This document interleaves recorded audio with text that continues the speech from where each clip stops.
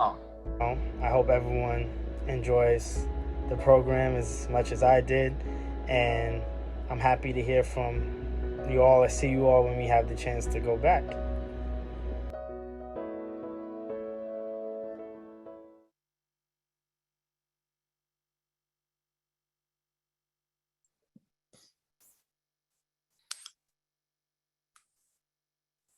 All right, well, welcome everybody. Thank you all for joining us. So nice to see so many awesome students. Congrats, everybody. Woo! You did it. In MSW. So definitely housekeeping things before we get started is, feel free. This is recording. The recording will be shared with all the incoming students. And then also feel free to change, you can rename yourself. We have transcripts going, like live transcript going on as well. And also, chat, we'll talk about the chat sort of in a minute. But definitely ask questions, clarifying things, feel free. To get us started, I know that we have Lynn and Crystal here. Lynn Warner, our dean. So I don't know, not seeing you, but feel free. Lynn Warner's our dean, and she will be saying a couple introductory words. We'll sort of have a few introductions from our faculty staff. And then we'll go into some more information. For our staff, be prepared to introduce your name, your role, and then also your ray of justice thing, the social change I want to work towards is. But I'll give it to Lynn to kick it off. Dr. Warner. Hi, Nick. So I raised my hand so that I would move my little square to the top of the screen. Hopefully you see me now. Hi, everybody. Welcome. Congratulations. It's so nice to see you. I'm on my laptop computer, which doesn't have the greatest video quality. So hopefully you can see my name is Lynn Warner and my pronouns are she, her. And I really just wanted to have a couple of minutes to say congratulations and welcome to the School of Social Welfare. I know you are hoping to learn a lot about what the school and the program can offer you for these next couple of years. And so I leave it to the excellent staff and other students who are here to answer those questions for you. I don't know if you're aware that March is National Social Work Month. And so one of the things that we like to do during this month is to take a moment to recognize all of the incredible contributions that social workers have made to this, to the nation and to the world. And it's a chance to really recognize kind of the uniqueness of what social workers bring to these times. And every year there's a sort of a catchphrase or a logo that goes along with National Social Work Month. And this year this is the time for social work. And it's a testament to you all that you have decided to opt for a career in social work at a time when there are so many opportunities to make impactful social change in ways that I think we really haven't seen for a long time in this country. Certainly there's always been a need for social workers to do and engage in individual practice, as we call it at the School of Social Welfare, clinical practice, working with individuals and families. But the racial and social justice reckonings that have been occurring over the last couple of years, and let alone the implications of the pandemic, have just made such stark reality the importance of social workers for being part of and leading the next generation of change for everyone. So I am just really eager to have a chance to learn more from you and about what your various interests are in those social change efforts. and really just wanted to have a minute to say congratulations. I know you'll have a lot of your questions answered today, but if there are others that pop up after today, certainly know that you can always contact Nick, because he always answers, and probably more promptly than I will. But I will answer, and I'd be happy to weigh in on anything that you're thinking about as you make these important decisions about what your next steps are going to be. So welcome and have a great session.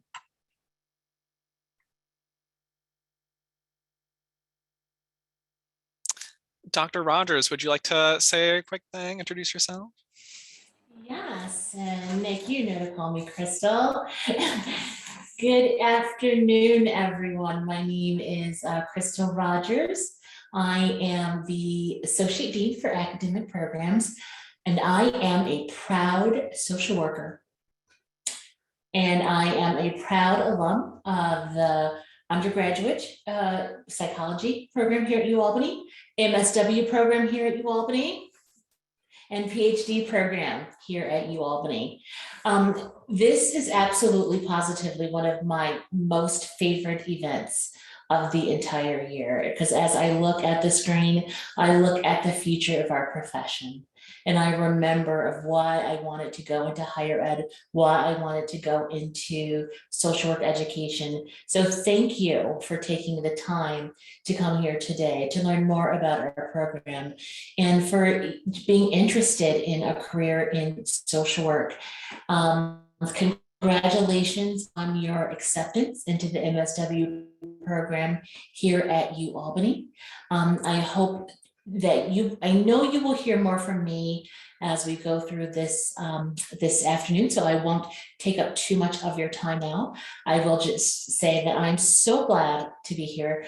I'm so glad to be able to spend some time with you, and just so glad to be part of a truly wonderful team of people and social workers who are committed to the profession, committed to the school, committed to advancing social and economic and environmental justice, and just really happy to spend some time here with you today.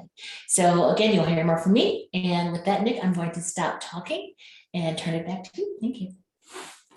Yeah, thank you, Crystal. Thank you, Lynn, for your introductions. Now we'll kind of move on to other, faculty staff that are joined here with us.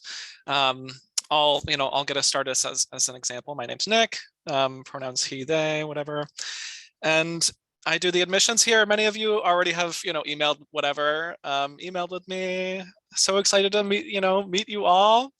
And my, rays of justice, we have a rays of a sort of a wall right behind me on the other side of this wall that all of our incoming students every year respond to a prompt saying the social change I want to work towards is, mine. I have many different little rays, but one definitely is a commitment to, increasing equity and access in social work education, and, the profession itself. So in that, I will now pass it off to Geraldine, and then Lisa, you're up next, and then we'll go from there. Good evening, everyone. Hi, I'm Geraldine Gutierrez. I'm the Student Services and Retention Coordinator. So I'm also an alum from the University at Albany, undergraduate in psychology, my master's in social work at the University at Albany as well. So I went and continued practicing as a social worker after graduating, and then ended up back here supporting the students through their graduate program.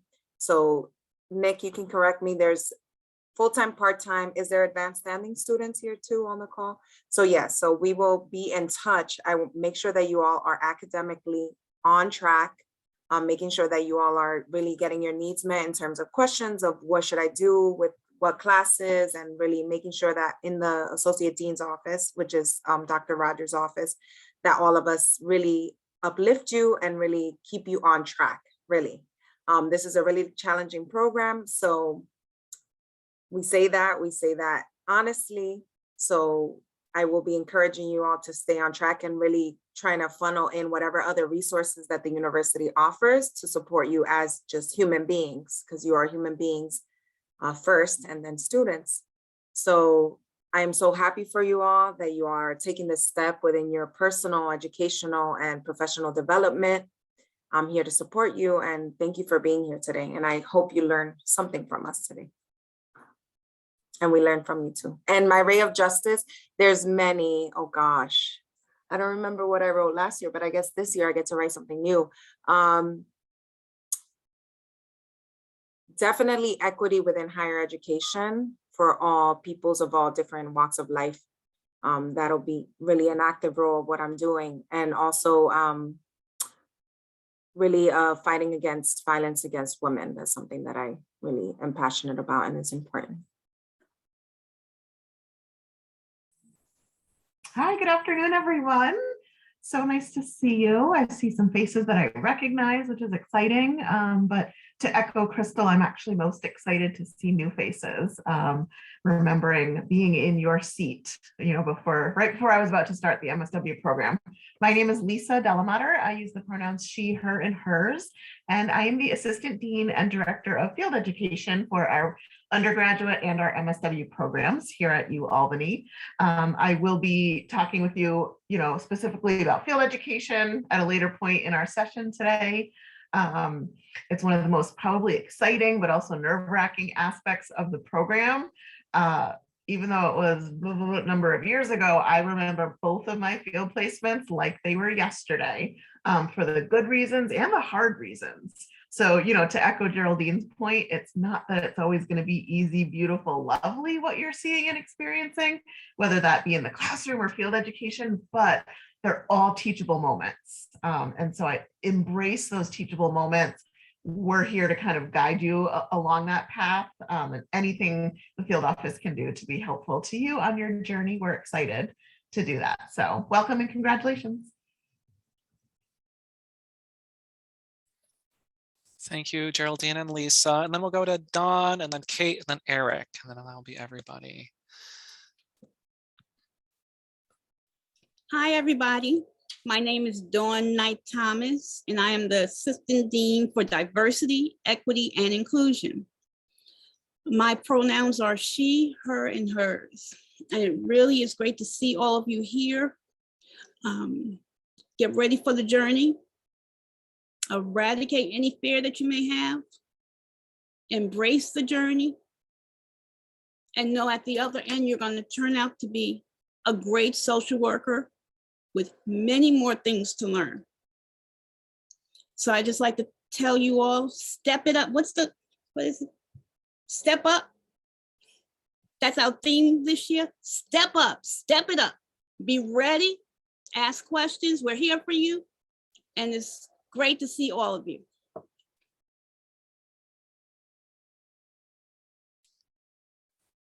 Thank you, Dawn. Kate, are you around? I am. There you are. Here I am. Good afternoon, everyone. It's nice to be here. My name is Kate Lawrence. I'm on the faculty. I also have kind of an old and grumpy laptop that gets very hot. So I'll often be off video, but I'm present and happy to get a chance to participate. I'm the incoming director of the MSW program. And I am also an alum of this MSW program. I have had an interesting journey from the time when I was in your shoes, getting ready to start the MSW program, to where I am today. And it's all been good. I love the social work profession. I love the degree to which it embraces the human experience. Another thing I love is teaching policy. I teach the incoming MSW student policy class, and it's one of my favorite things to do in my professional life. So hopefully I'll see some of you in that class. My pronouns are she, her, and hers, and my ray of justice that I also practice in my current research is racial equity and Indigenous sovereignty in child welfare programs. So welcome, and we'll see you soon. And we also have Eric, Dr. Hardiman. Hi, everybody. I'm Eric Hardiman. I am on the faculty. My pronouns are he, him, and his. Really excited to see you all. I'm on the faculty. I'm also currently the MSW program director, soon to be outgoing director, and passing the baton to Kate, who you just heard from. And I'm sad to be leaving that position, but really excited that Kate's taking it over. I also am one of those folks that really enjoys this particular event because it's just so great to see all of your faces and see the excitement and, you know, hopefully wonder and reflection that you're going through and sort of thinking about what does this whole MSW thing mean? What am I doing? What mistake have I made? What, you know, what lies ahead of me? And I'm just kidding. It's not a mistake at all. It's the opposite of a mistake. But it's a big journey. And so I hope you'll take the time to really reflect on what it means for you personally, what it means for your family, for your loved ones, your community, and what you can offer. I think that's one of the things that's really exciting is that you'll be learning from us, but we'll be learning from you. You'll be learning from each other. And there really is a transformation that will take place. And I know one of the videos mentioned that, but transformation is key. And that notion that when you finish your MSW, you'll be very different than you are today in some really profoundly exciting ways. And I think you're all going to do amazing things. And, you know, we're here to answer questions. Unfortunately, I need to leave a little bit early today, so I won't be able to stick around, but I'm very available by email. If you have questions, I'll leave that email in the chat. Happy to answer questions, you know, for anyone who wants to reach out, and enjoy the rest of this. Oh, my ray of justice. I would say the social change that I mean, one of many, but the one that I will highlight now is seeking to lessen or hopefully erase the stigma around mental health services and the need for mental health supports that many folks have. Have fun. Awesome. Well, thank you all for sharing. So now we'll get into, you know, the information part of our evening. We will, you know, go through this information, and then we'll have some questions at the end. And then you'll have this sort of time with students and alumni to ask them questions. And then we'll have a breakout room kind of reception where you can talk with more alumni. Student groups will be there, like leaders of student groups will be there. So you get lots of time to. So here I'm going to share my screen. Let me see. Can everybody see that? Yeah. Awesome. Let me see. I'm just going to quickly. Boop.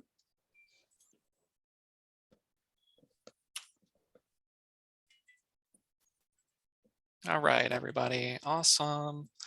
So, overview, we'll be talking a little bit about, you know, about the School of Social Welfare, next steps, things like that. We'll also be talking some academic information, field information, and then, you know, we'll go into your questions. So to get us started and in sort of helpful processes, I've, you know, borrowed this from a colleague, Kavanaugh Quick, who's a social worker in the field, and really does an awesome. So definitely, essentially, like what we want you, you know, please leave your questions, like sort of clarify, like you can ask clarifying questions in the chat while we're going through our slides here. But please, if you want, you know, sort of those more like detailed questions, please, we'll have some time at the end to kind of go through some of those. So, you know, anything, you know, if we, first of all, want to make sure that your needs are met. So if you can't hear us, if you know, need something, let us know in the chat. If you need something clarified, if we're like saying an acronym, like an AVN, and you don't know what that is, let us know. But if you're like, how do I do blah, blah, blah, blah, blah, blah, blah, blah, blah, ask that, you know, ask that in the chat later on at the end of the slideshow. So we'll start off with UAlbany, and then we'll go into more stuff about, registering for classes and then field.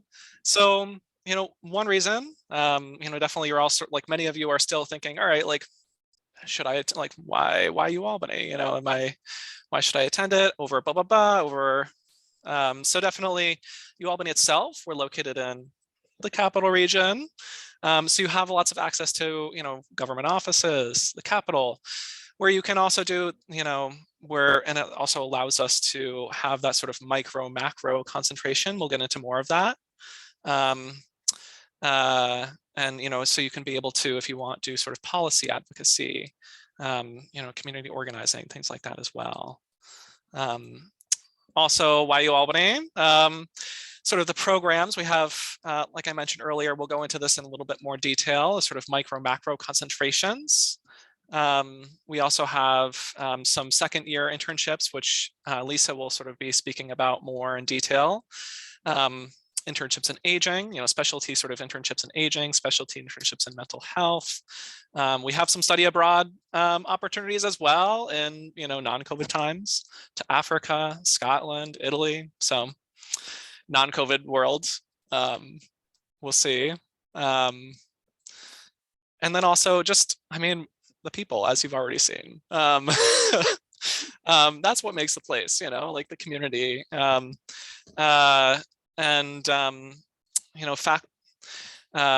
Faculty themselves are pretty awesome in their they're specialists in their area of research. We were rated, I believe, like around 5% in the top in the nation of like schools of social welfare for research productivity of our faculty. And we have small class sizes, generally like around 30 students total. We'll talk more about class sizes and scheduling and things like that. And we have an awesome, like I said earlier, awesome faculty, students. Okay, so I believe this is my last slide, and then I'm passing it off to Geraldine and Crystal. So you've just been accepted. Many of you may have already done steps 1 and 2. Some of you may not have. So, your first steps, if you've just been accepted and what now, is to let us know that you plan on attending by going back into your admission letter and clicking the reply now button and saying, yes, I plan to attend, or no. And then, if it's yes, then submitting the enrollment deposit. The deadline for steps 1 and 2. For advanced standing students, the 21st of this month, March. And for all other MSW students, dual degree students, part-time, full-time, 21st, we recommend for registration purposes. We'll get into that in a minute. And then, definitely, if you're not sure all the way through, the sort of final deadline is the 7th of April. The enrollment deposit is $250. It essentially, we do, for some, if you indicate a need, we do provide waivers as needed. The waiver essentially does, FYI, essentially just postpones your $250 deposit to your first tuition payment. So it's more of a postponement. But definitely if you need that, it's like, if you ask me to give out $250, it's a lot. It's understandable if you're having a hard time producing that within this amount of time. If you need, email me if you need it, and we can help facilitate that. And then, so those are steps 1 and 2. Those are our deadlines for steps 1 and 2. And then steps 3 and 4 are just sort of the rest of our content, essentially, like reading Blackboard, what's on Blackboard, and then, registering for classes in field, which Crystal, Geraldine, and Lisa will talk more about. And all of that information that we'll be talking more about is all on Blackboard as well, which y'all have gotten a link for. I'll also post it in the chat in a minute. Yeah. Okay, so I'm now passing this off to Geraldine, Crystal, if you all would like to. Thank you, Nick. Before I begin, I would just like to give a huge round of applause to Nick, who does an amazing job in the admissions and answering the questions. And I'm so appreciative of you, Nick, and just all the work that you do. So thank you so much. Same to you, Crystal. And everybody. Yeah, absolutely. So we're going to talk about how do we sign up for classes, and it's going to be me and Geraldine. So Geraldine, please unmute yourself and chime on in whenever you like. We definitely work as a team here. Nick really covered the first step, which is about confirming your acceptance.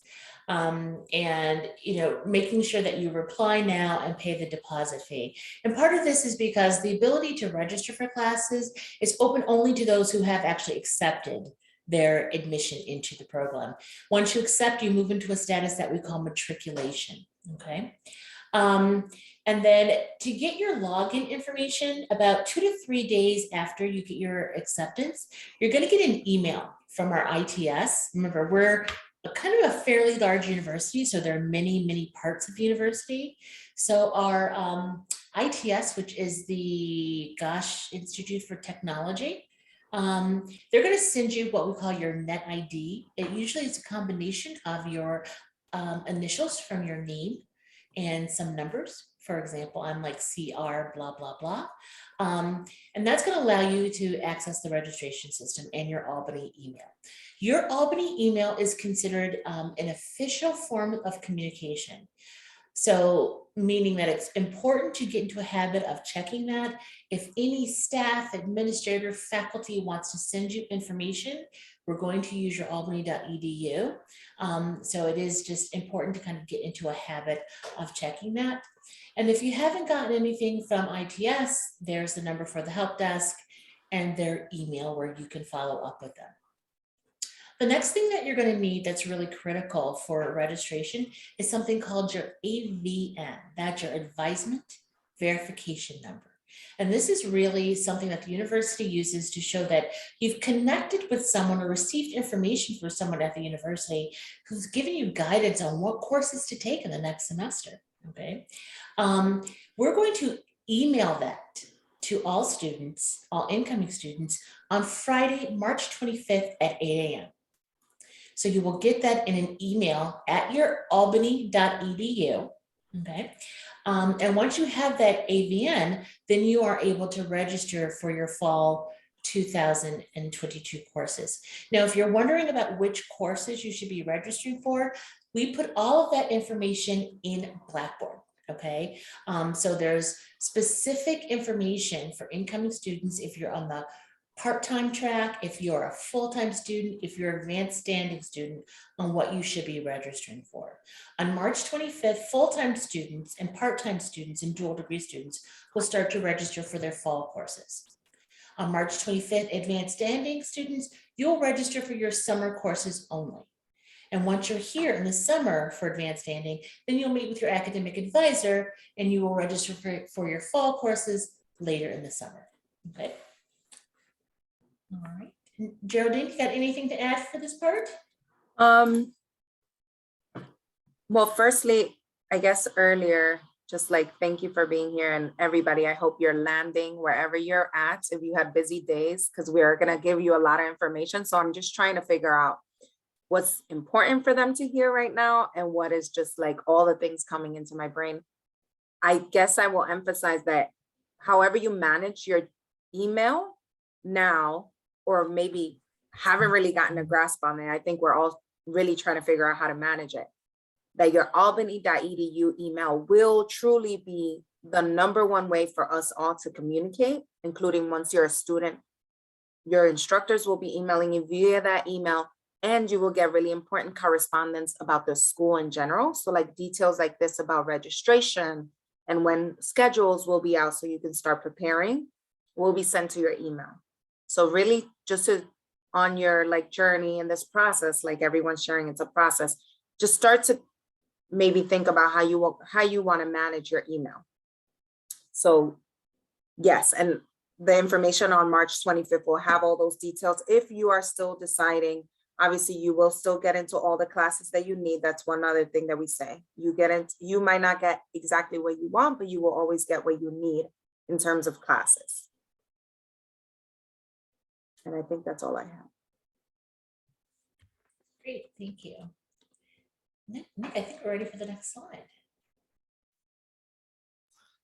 Awesome. I just also posted the link to Blackboard on there as well for you all to have, just in case. Okay. All right, so this is great. So the next slide is really getting more into what's on Blackboard. All right.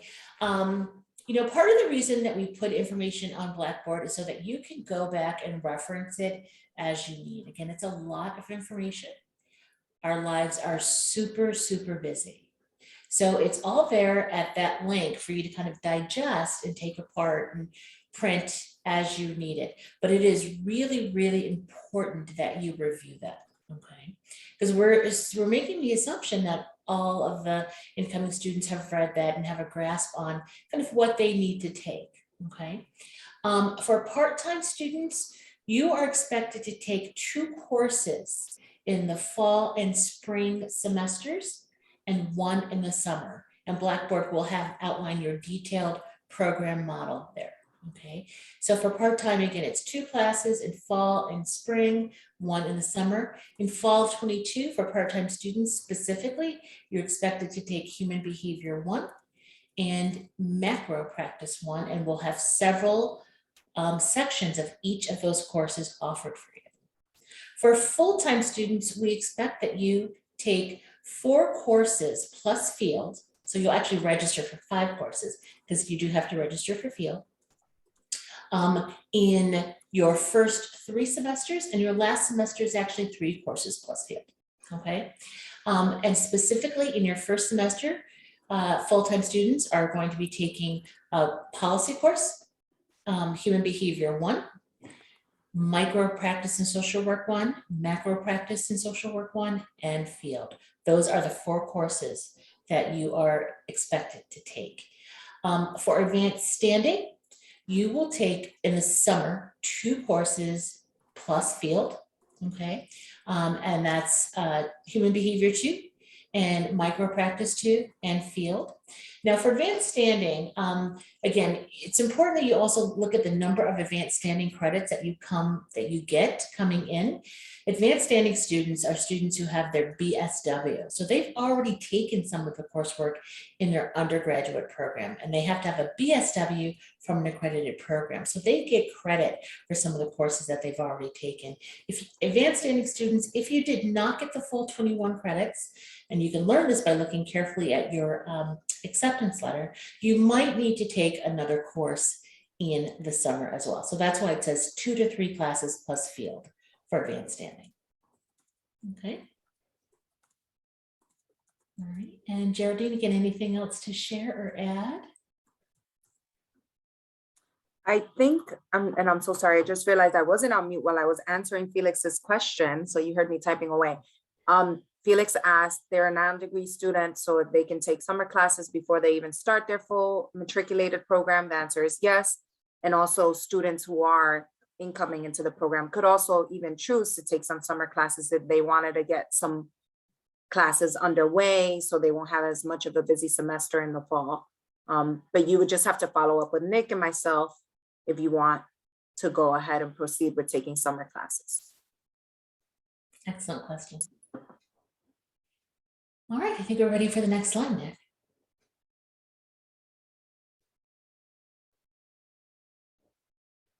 Okay, Geraldine, I've done a lot of talking. Do you want to cover this one?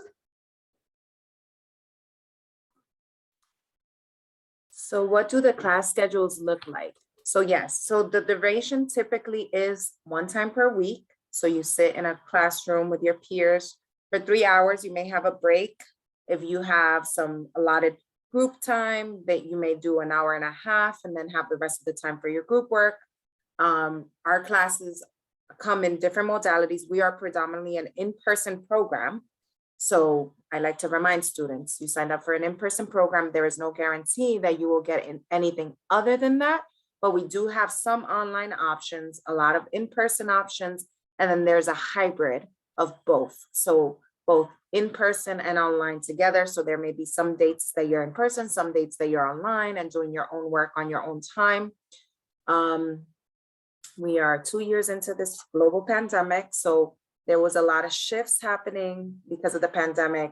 For better, for worse, our instructors and our staff and faculty had to adjust, and that P word, pivot.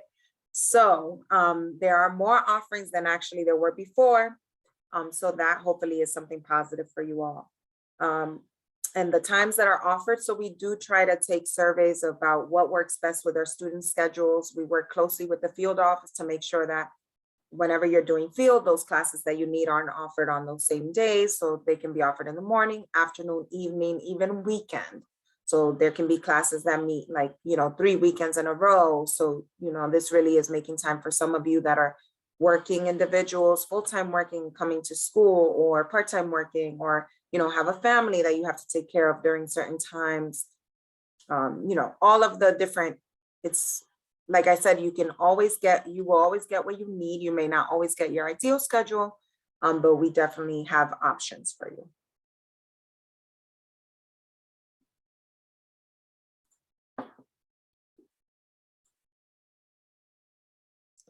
And I think that's it. That's all I have for that slide. I'm just looking at questions in the meantime too. And all the, you can find our SSW class schedule listing also on Blackboard and the registration information. If anybody, my post also is, if anybody's having trouble accessing Blackboard page, feel free to email me. I can fix that quickly for you.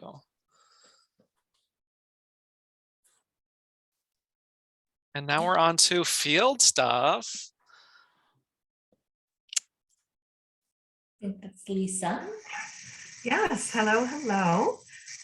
So how do I register for field? So the Blackboard page that Nick is referring to has a folder in it all about field instruction, okay? Within that, there's a required reading document that's going to explain to you exactly kind of the names of the field education class that you need to register for that counts as your field practicum internship. And there's a first field application that you will all complete if you're joining us at the program. That field application gives the field office team some really good insight into who you are, what strengths you're bringing to the table already with your previous experience or current work experience, volunteer experience, what learning goals and desires you still have or have for your education to try to get out of your field practicums. You have to attach a professional resume to your field application, which again is another piece of good solid information for the field office to know what types of service, learning, work experience you might bring to the table versus what types of population or experiences do we think you would benefit from to kind of round out your resume, okay? Like your future resume, right? When you're done with the program. So the first field application and meeting all of its requirements is hugely important to your field placement journey.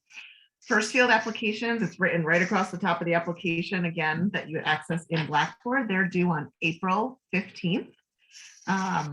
And you'll submit them via email to sswfieldDocuments@albany.edu. That is printed right on the application for you. You will receive a permission number to register for field later in the summer. So that registering for field is a little bit different than registering for an academic class, okay? So to Crystal and Geraldine's point about email, please keep an eye on your email at all times because that's the primary method of communication from the field office to students. So you will receive instructions, information about field education, field orientation, your permission number, and how to register for field.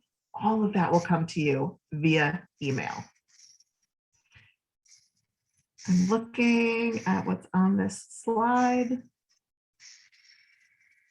Yes, Meredith. The field office will send you an email reply saying, we've received your application and thank you.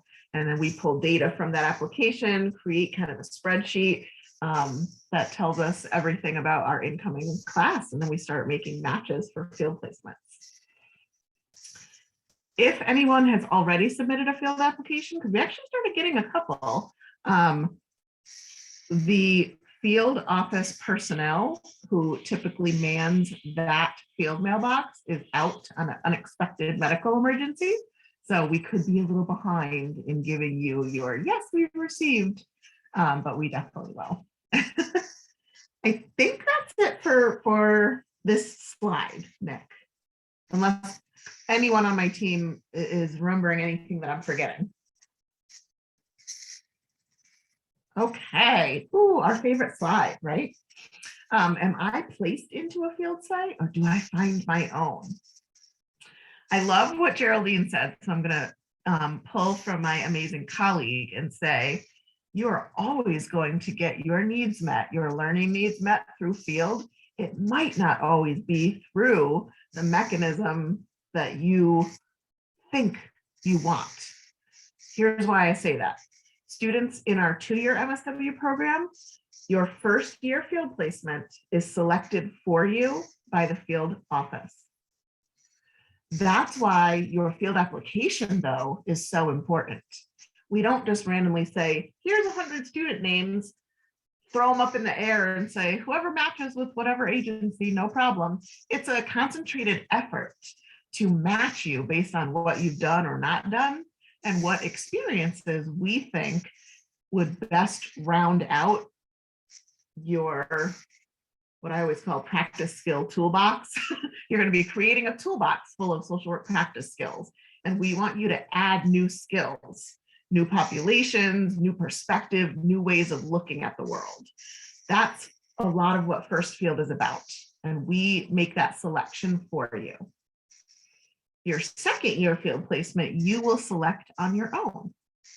And there's a whole, 10-step process that we go through with you about how to find your field placement. We host a huge field fair. So don't worry about that concept, but instead think about it like, I'm going to try something new in my first year. And then in my second year, I'm going to get to go out and explore a population, a geographical area, something I really want to try.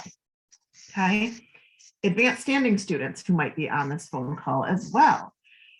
Advanced standing students are also placed into their field practicum by the field office. Advanced standing students also have a field application that you will complete that's available on Blackboard. It asks even more detailed, potentially information than the first field application, because in this case, your advanced standing field practicum, in a sense, it serves as that second year field placement I was describing for students in the 2-year program. So though we select your placement for you, you have much more of a kind of say and input into the type of clinical or macro work you want to do in what kind of setting with what kind of population. Okay. When you are assigned a field placement, which you will receive your assignment via what, everyone? Email. Okay, thank you, love you. So when you get your field placement assignment via your email, you will receive instructions to connect with the potential field instructor or supervisor at that site, and you will interview. It is a formal professional interview in order for the agency to determine if you are a good fit for the agency, the setting, even the field instructor themselves. Most students, quote unquote, pass their interviews, but some students don't. So I think it's maybe because they go in thinking it's just like a touch base meeting for their assigned field placement, but it actually is an interview. And we send you materials about potential questions you might be asked in that type of interview, potential interesting questions you might ask at the interview yourself.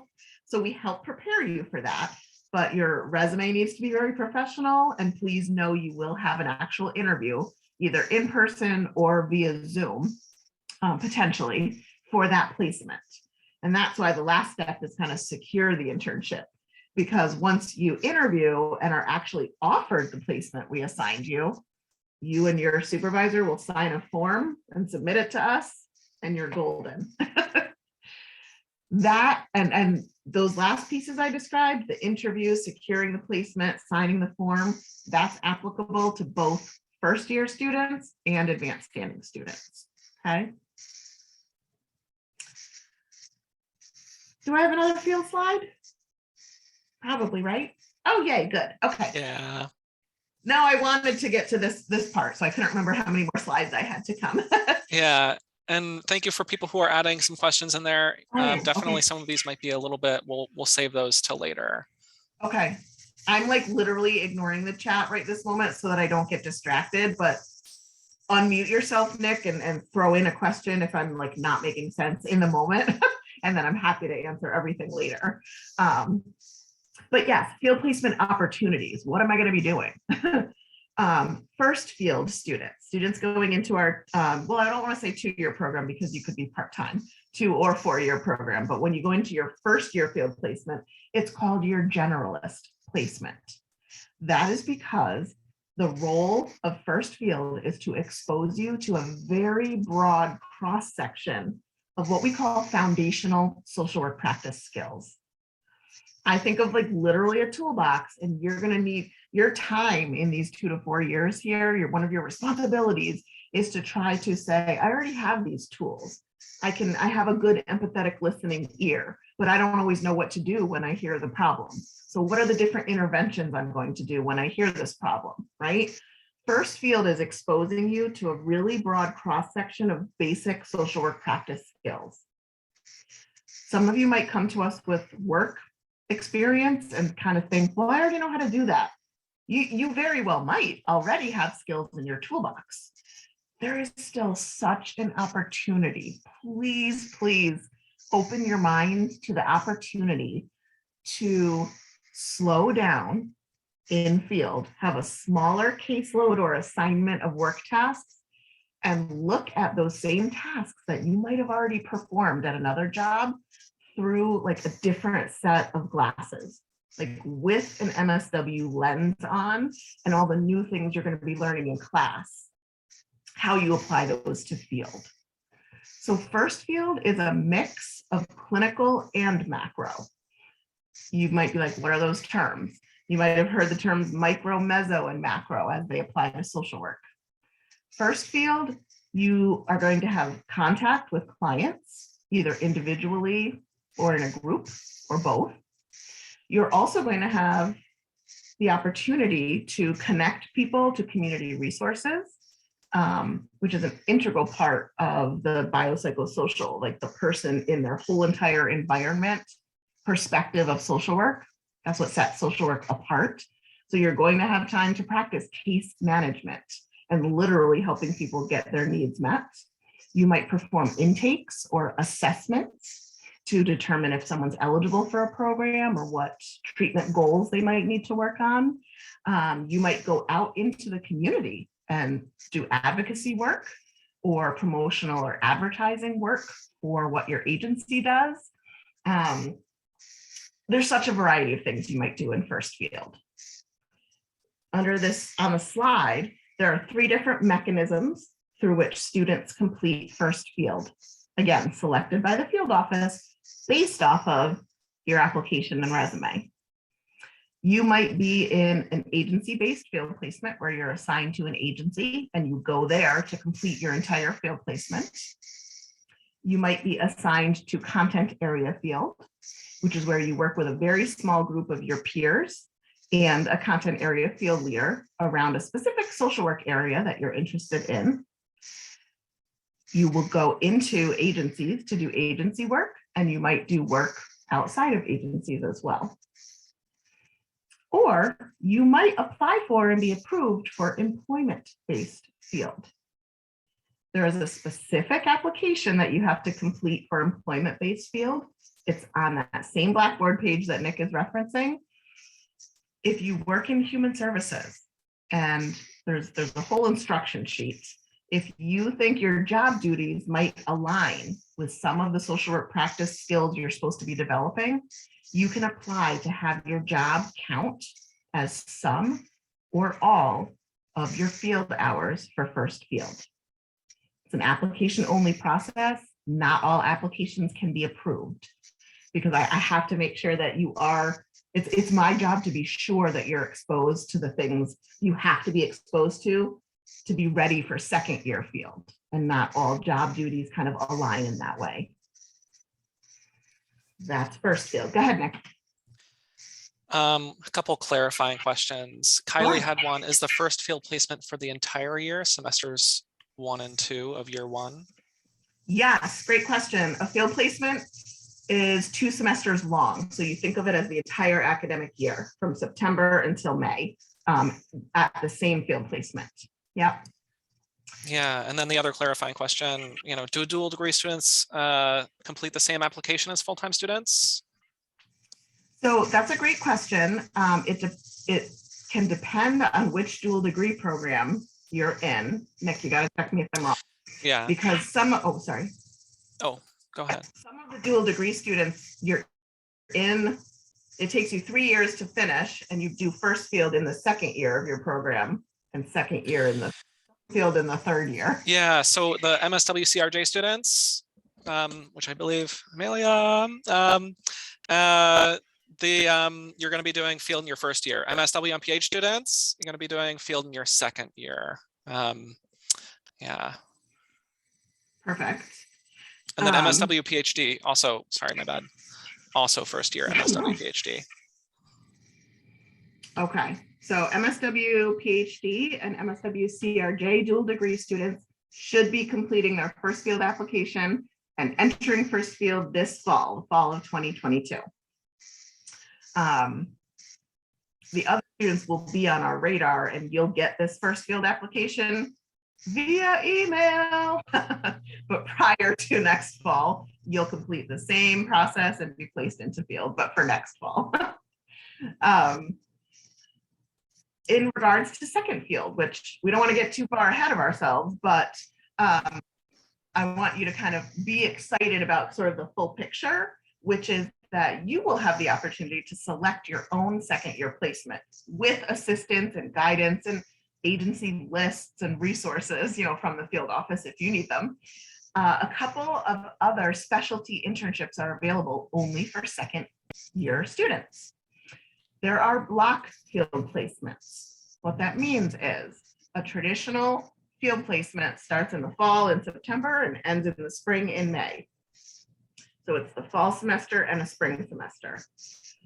What if you're a part-time student and you're ready to graduate a little bit early? You can apply to shift your second year field placement and take it in the summer and the fall and graduate in December. This is an application only process. You don't have to think too much about it now, but just know it's available.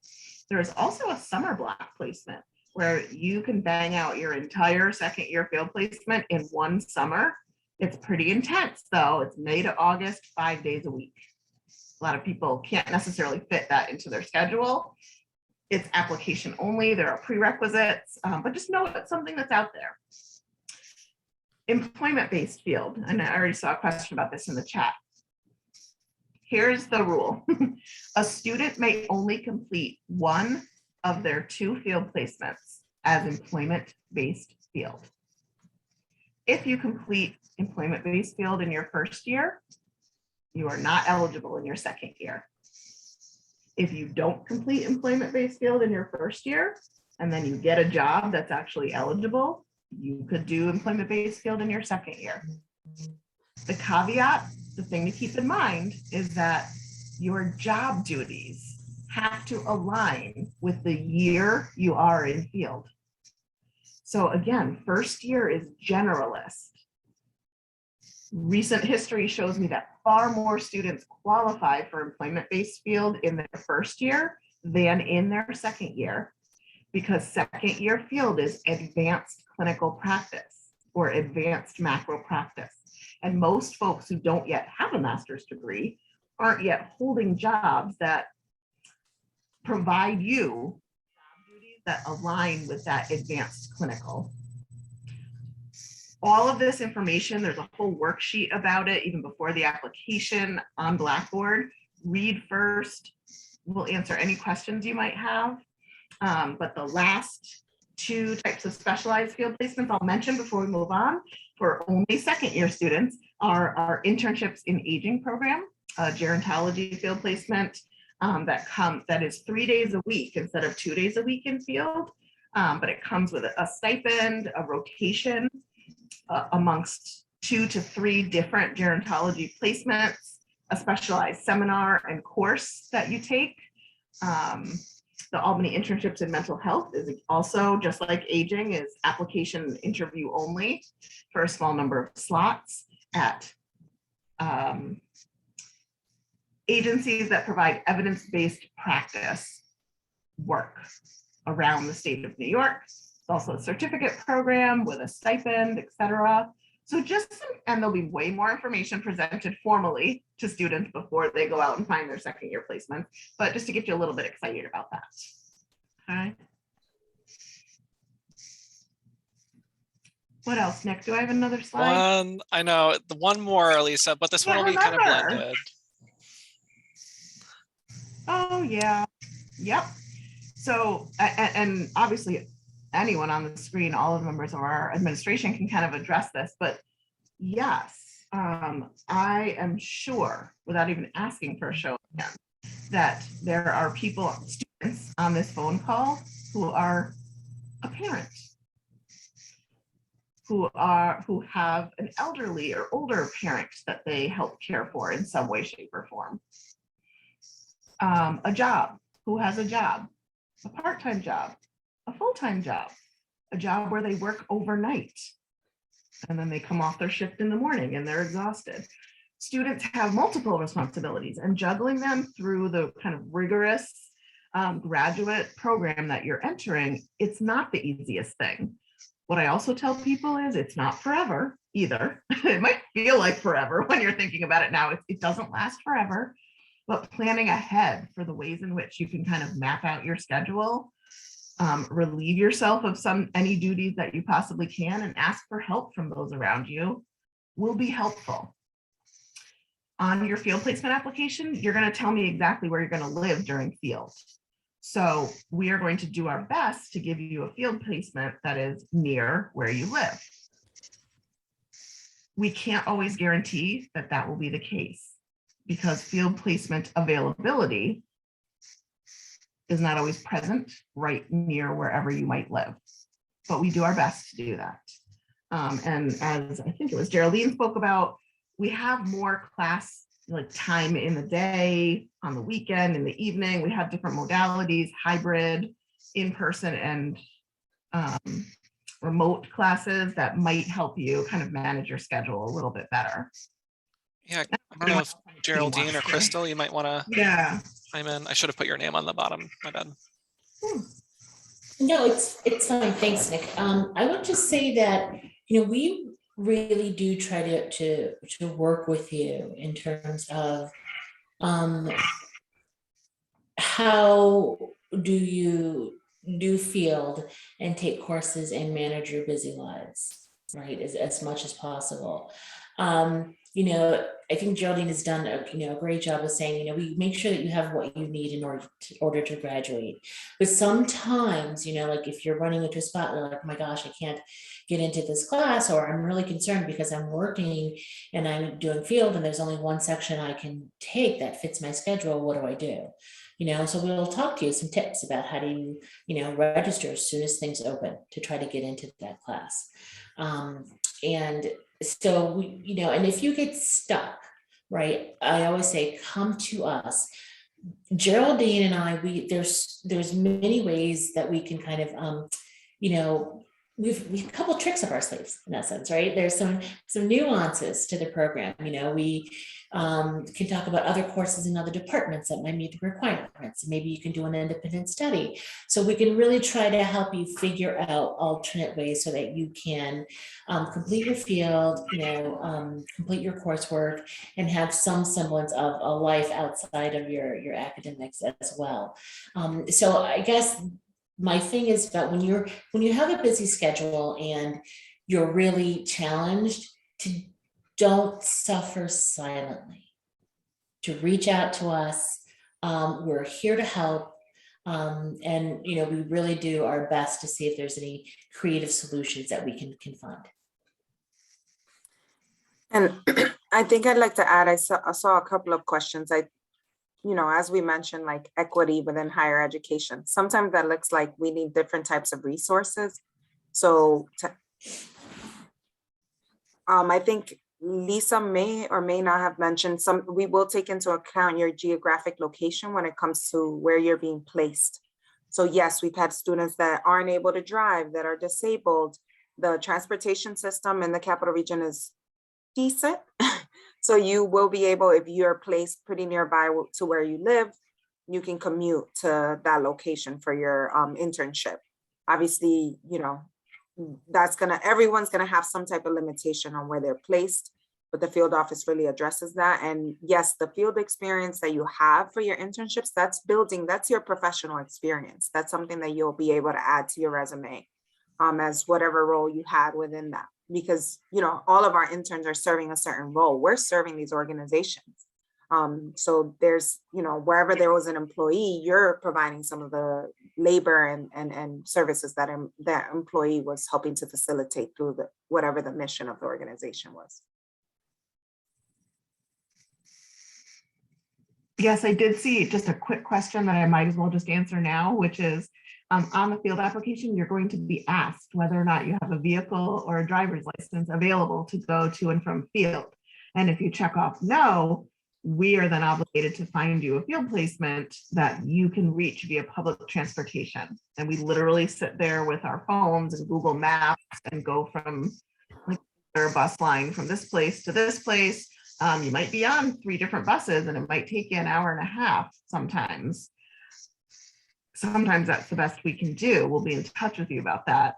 We don't provide transportation and we're unable to pay for the cost of gas, which I know is a huge issue because we're all watching the news and gas prices keep going up. I'll stop there. I wish there was something more I could do about that.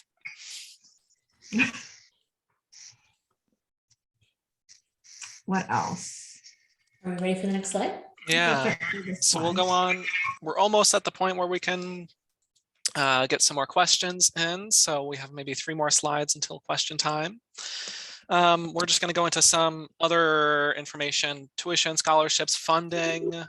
This is just tuition. The next slide is scholarships. And then we'll also go into housing. So tuition, this is tuition and fees, full-time, around that much, 7,700, and part-time, full-time you can expect, multiply this by 4, part-time you can, ultimately it's around 30,000 for your entire MSW education.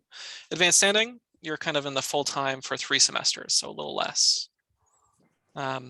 So scholarships, many of you have already received a GOP funding. Congrats on that. And I think somebody had mentioned that earlier. So if you were an EOP, HEOP, or SEEK student, if you don't know what those terms are, then it doesn't really apply to you. Then you can get GOP funding. Let's see. That should have already been, if you were an EOP, HEOP, or SEEK student and you did the required paperwork by the 15th, February 15th deadline, you should already have an offer to you. If you don't, or if you haven't seen it yet, feel free to reach out via email to me. We also have SSW scholarships. Those range between a few hundred to a couple thousand, and those you can start a plot, like we'll send out the application in about a month or so. Same with assistantships. Those are also, we'll be sending out SSW applications to those in about a month or so. Assistantships are, think like sort of working for a stipend, and in the SSW it's about 10 hours a week for a stipend of a little over $5,000 over the course of the year. And you get, 10 hours a week. It's, 12 weeks in the fall semester, 12 weeks in the spring semester. The graduate school, there's also other assistantships for all available to all graduate students. We did, you can apply to some of those that's listed on the graduate school's funding page, and those are frequently updated. So definitely take a look at those. FAFSA, many of you may have already done that. The financial aid office will be releasing those award letters usually in May for incoming students. I know it's a little late, but that's kind of their timeline. Generally, they'll give you like $20,500 in a loan, and that's about it. Sometimes, if you do need more than that, you can get more, and that more is based on need. Like that 20,500 is no matter your need, no matter what program, like even if you're in like a master's in criminal psychology or something, any graduate program, you can get that. There's also UAlbany Graduate School. Many of you may have already gotten the Dean's Merit Award. Congrats on that. Or the Great Dane Grad Scholarship also, woot. So yeah, that just generally, if you got those were offered to you usually a couple days after you were admitted. Dean's Merit Award is based on GPA of your undergrad. So if you got a 3.0 or above, they'll offer you some money. And then also the Great Dane Grad Scholarship is if you were just a UAlbany undergrad, you get some money as well off your tuition each semester.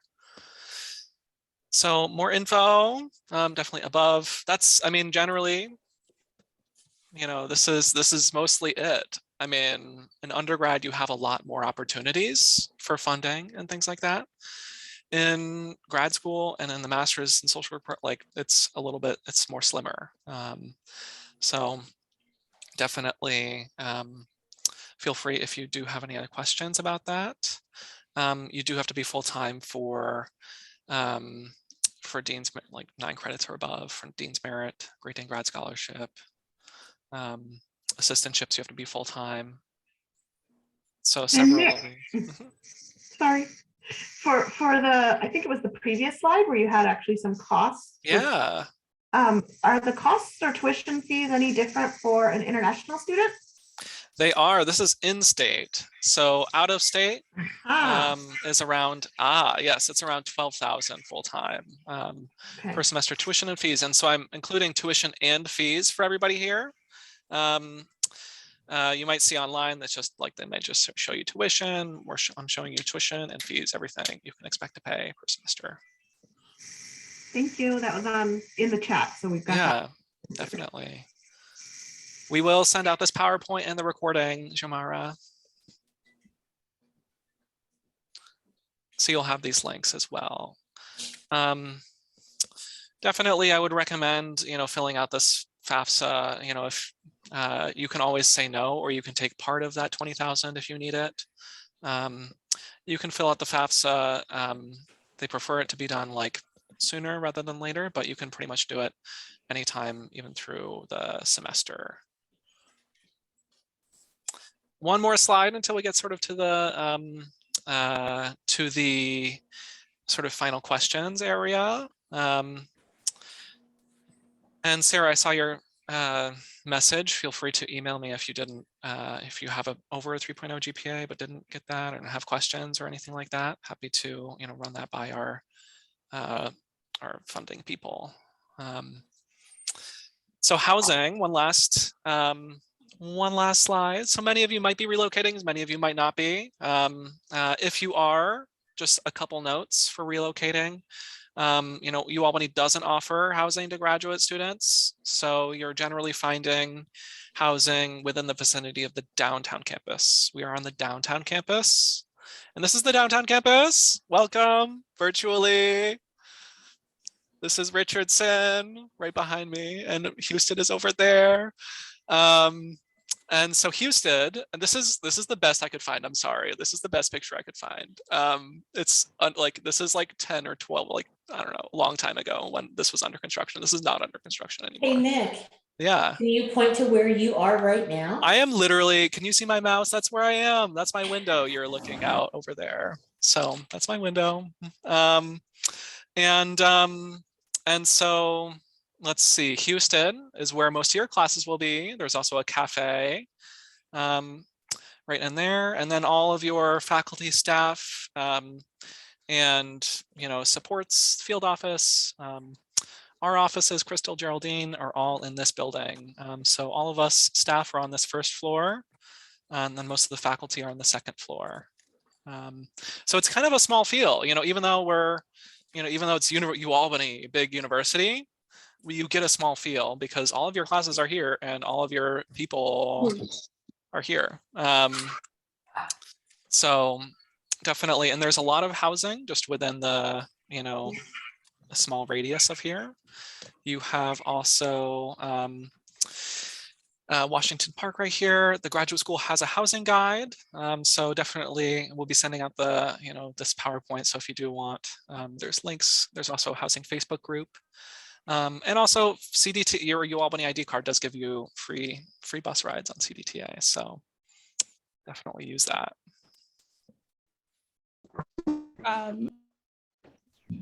Yeah, Taya. Yeah, you forgot to mention that we will be having a social welfare Instagram coming soon to a theater near you. So these pictures will be updated. We'll get to see the campus. Yes. There's a couple other photographers that I reached out to. Yeah.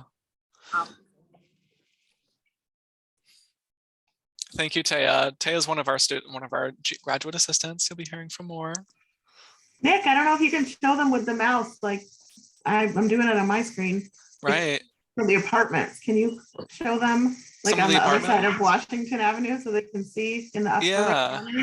Like definitely. Those are up here, you mean? Row. Yeah, but go more to the right. See across Washington Avenue. Those are right. Over just here, let folks get a feel like that's another main street, and then right there on those blocks, that's where a lot of students end up living in their housing. Right in here, there's also, this is Washington Park right in here. Exactly. Like literally across the street, and there's a lot of housing just around the park. It's a beautiful green space, and there's like a little pond, not pond, lakey pond thing, water, and green space. It's lovely. The same person who designed Central Park designed Washington Park. Just a bit, and to Taya's comment about the Instagram, I just wanted to just chime in and say, this is an example of the type of synergy that I so want to have with our students, right? Like coming forward with like, hey, let's do an Instagram. Okay, let's do an Instagram, right? Or, we keep saying, email, we're going to email you. And students keep saying, we hate email. And I'm like, we do too. But help us figure out a better way of doing it, So like we really do want to partner with you to figure out what's the best way to communicate with you. And so again, just that synergy with our students, it's so important. We learn from you, and you help us be a better school. And I think even just that small Instagram comment is an example of that. So thank you so much.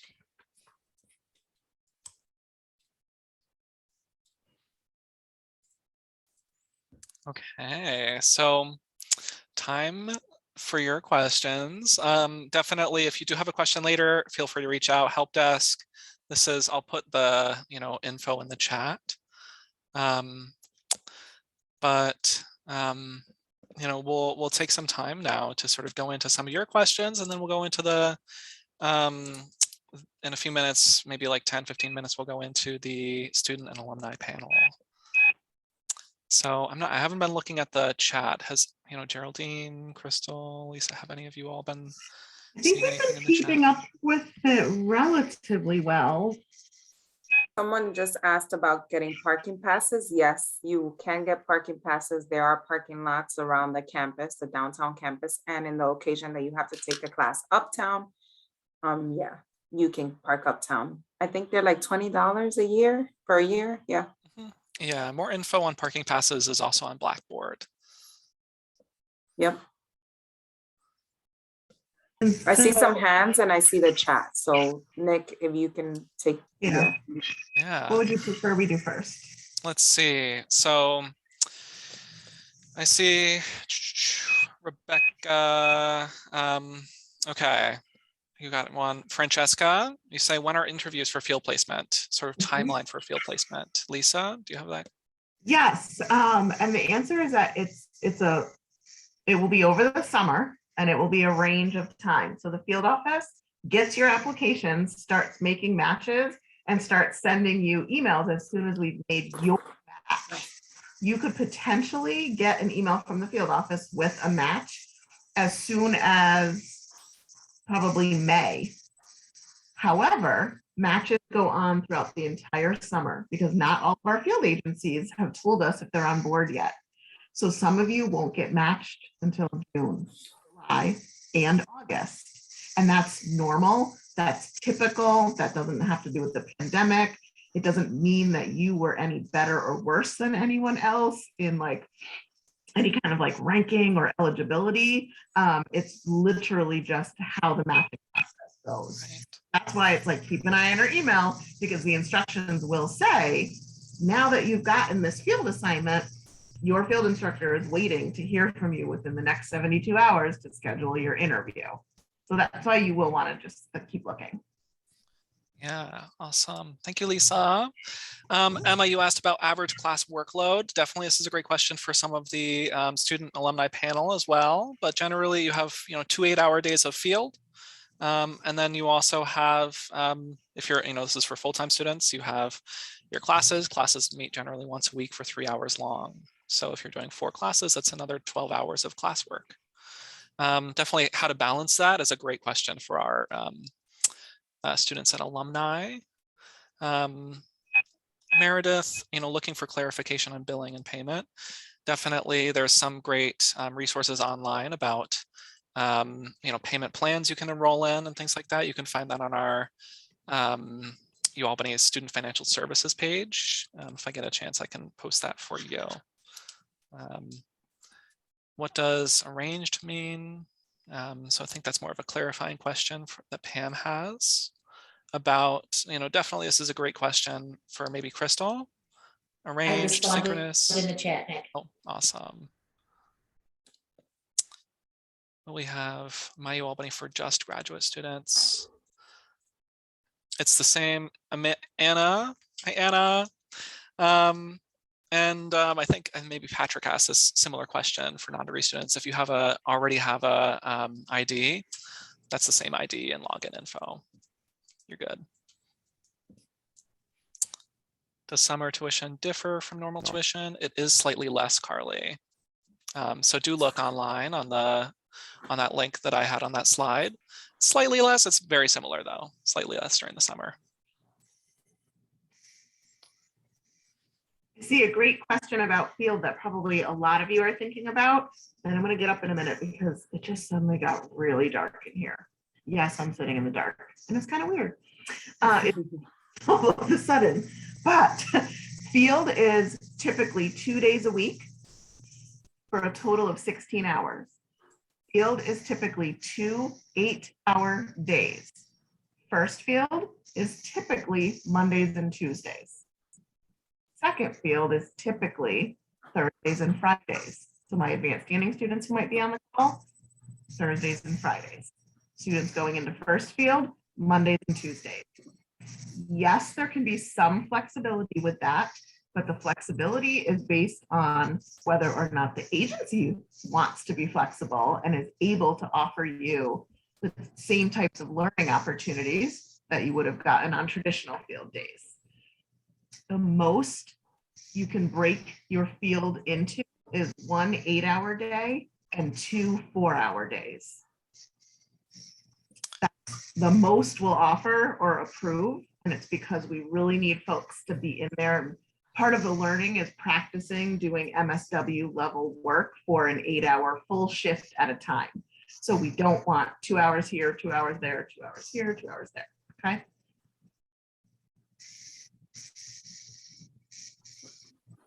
Awesome. Thank you, Lisa. And I see you responded to Sharice's message. Definitely anybody else who is thinking of relocating, Exactly. definitely read that message.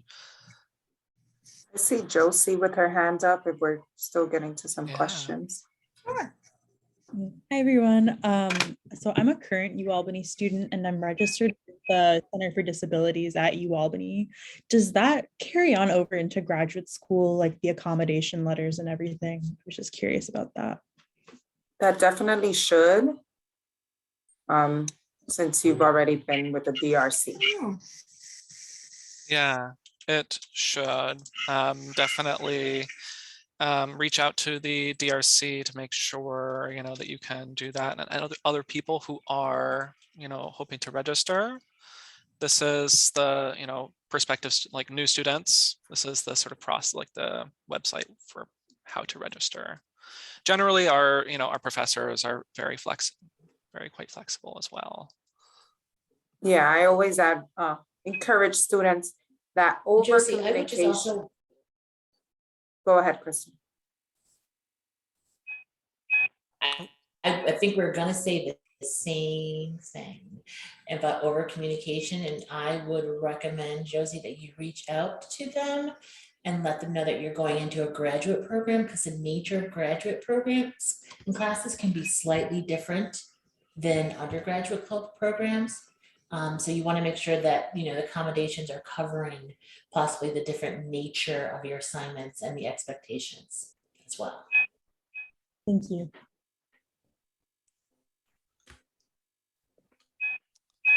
Awesome. Thank you, Crystal. Thank you.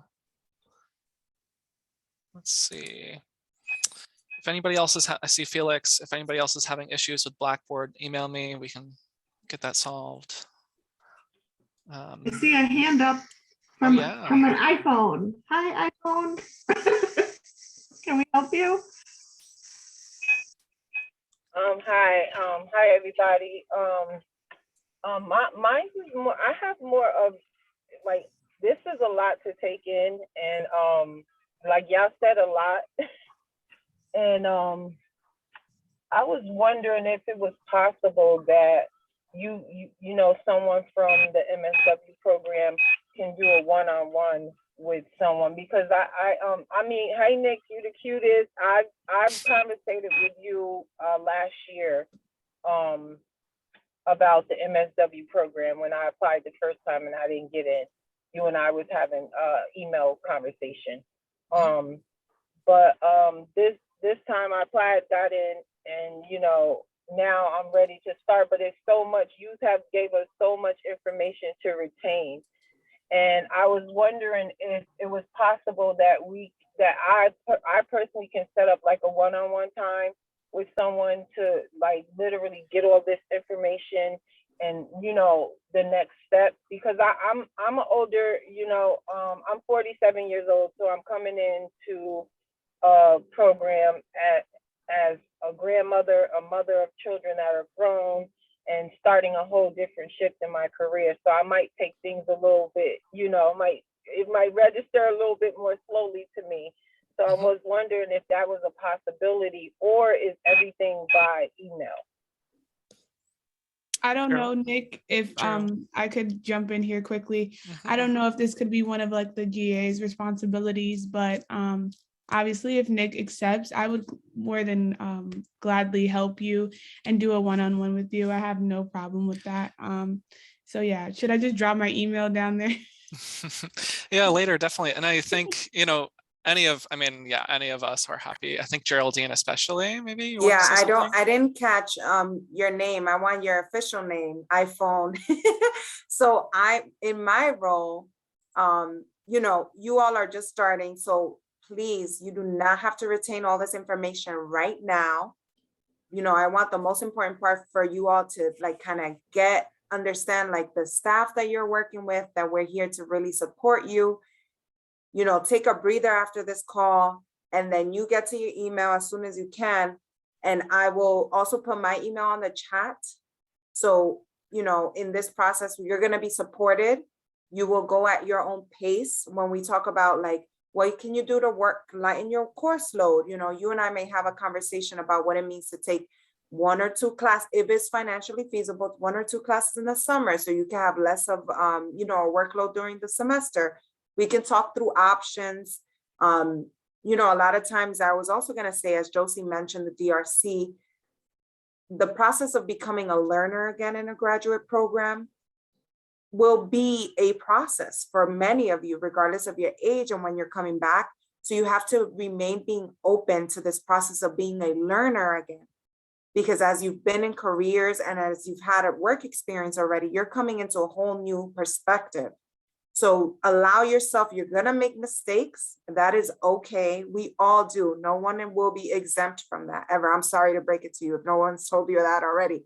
So I appreciate Taya so much for offering her support. I think it's great to get some feedback from students to really understand their perspective as they've been balancing being in a graduate program. I will be here to help you stay on track, think about your options, really learn how to communicate with your instructors. A lot of times you know, some of us may not be really comfortable with like advocating for what we need at the beginning of the classroom. Like, this is how I would like to communicate with my instructors. That's something that you and I can talk through. Like, how can I advocate for what I need? What is, you know, a realistic expectation of myself? So it's okay that you're feeling, you know, very overwhelmed with all the information. That is okay. And we will be here to support you. I'll drop my email in the chat. Take some time, you'll go through Blackboard and go through some of the information and just one step at a time. Thank you very much. You're welcome.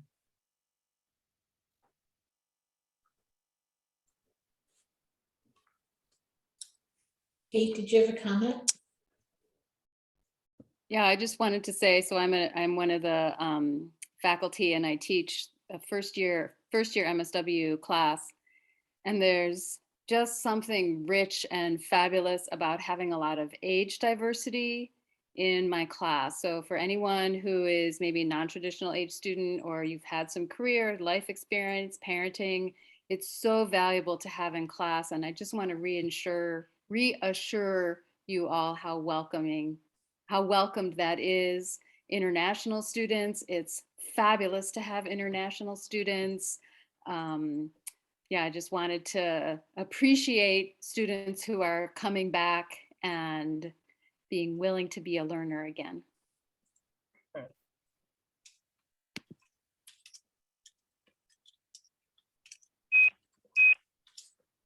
Awesome. Did you have your hand up?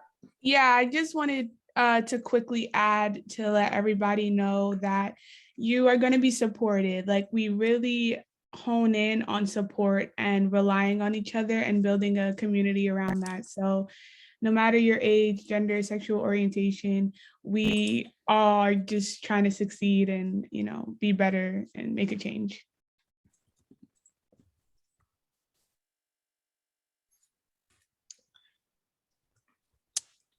And Nick, I just asked Crystal, you. go ahead. Okay, so, you know, one of the things that it hasn't come up yet, but I definitely think it's important to note is, you know, just the programs, you know, we really are committed to diversity, equity, and inclusion. All right, that is something that is so important to social work. It is a cornerstone of our values and ethics. I think Kate said, you know, age diversity is so welcomed, but all types of diversity is welcome and encouraged. Are we perfect? Absolutely not. Is it a journey?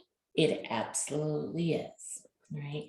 But we really try to encourage our faculty, our staff, our students to lean into the hard conversations about diversity, equity, and inclusion.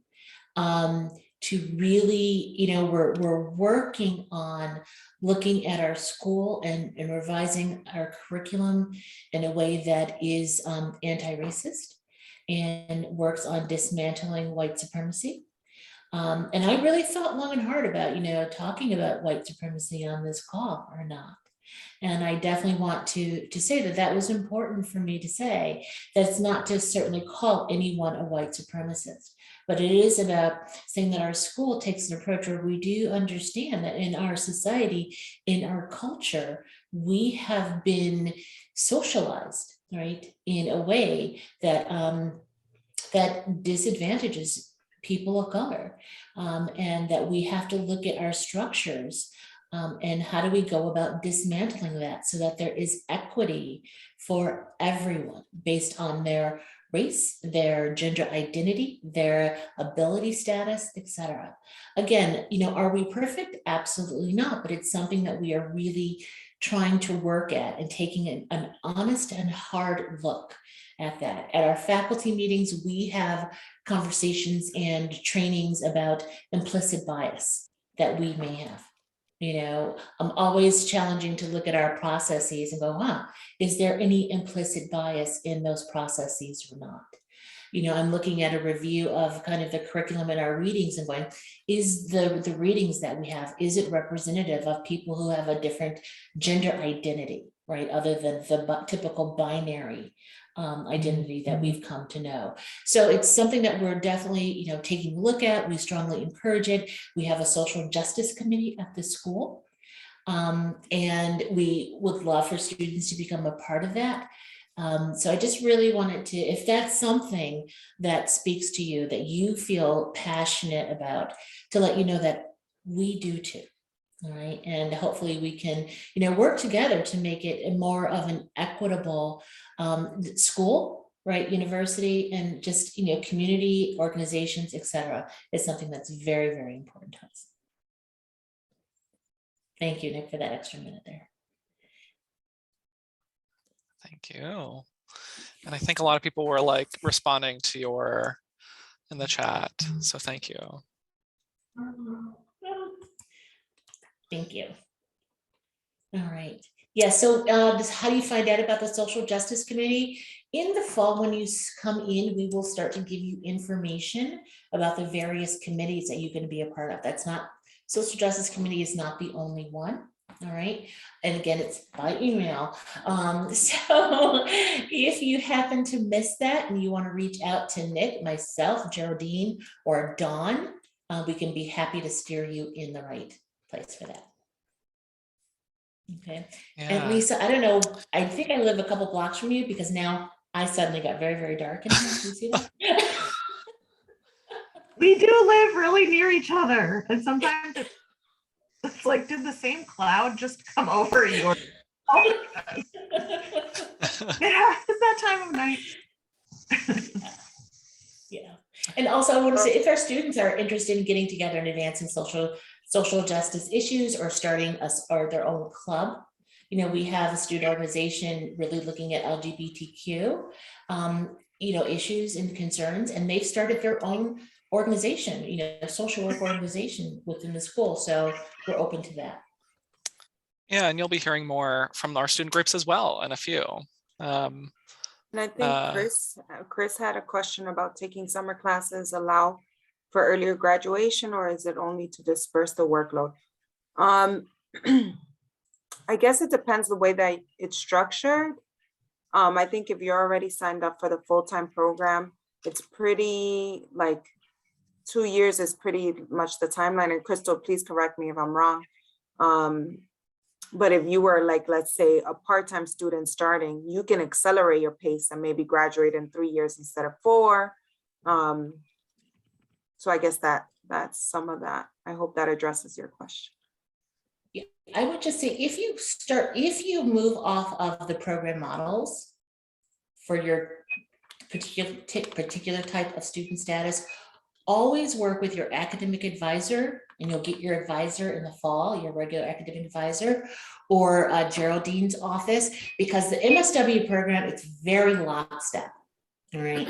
And sometimes you could tweak something, but you tweak it in the wrong way. Or you make a plan to take a course and you're like, oh, I don't have those prerequisites, so I can't take that course. So you always, again, if you're not following the model, touch base with your academic advisor, touch base with Geraldine, and we'll let you know what's possible. Or maybe take, course B, not course A, to speed things up. Yeah, certain classes are only offered in a certain semester. So as long as you work with your advisor and or myself, then we can figure out a plan. Yeah. Well, And I see another hand raised. I know it's 6:08, Nick. I know we gotta get going, but you can go ahead. maybe final. I just have one more question. Yes. Feel bad. I don't want to call you iPhone. So I'm sorry, my sorry. Yeah, so that's sorry. why I didn't call. My full name is Shylon, but I like to be called Shy, which is my abbreviated name. So Shy is fine. And the other question I have, so obviously there's two different programs. I hear you know, a lot of you talking about 2-year, 4-year. So that's another thing that I'm struggling with. I have my undergraduate in sociology already, and I'm under the impression that I'm coming in the MSW as a 2-year program, but I'm not really sure how that works. You know, is that the right program for me? I thought it was because, you know, I'm trying to hurry up and be done because of my age. I don't want to be like out there again. And so I thought the 2-year was, the MSW was appropriate from listening to other people that went through this program before. So what is the 4-year program about? So, Is that so shy, yes, for sure. Shy? You pose a great question, and actually we didn't address that. So you may start in the full-time program. Full-time and part-time, they're the same program. It's just a matter of how many classes you're taking each semester.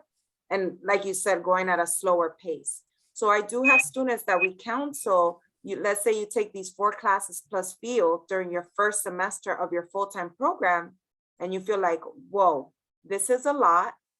Like I really am trying to make it through. I'm really invested, but it just feels overwhelming. You can, if students finish off their first semester, second semester as a full-time student, and they feel like, I really feel like I can't handle this, like I need to go lower my workload. You can, you know, slow down your pace and then scale down to part-time and graduate, let's say in 3 years instead of 2. So, you know, something that my dear colleague Lisa says, that some people try to white knuckle it. So you're just like pushing through, you have to make it. You started off with this goal.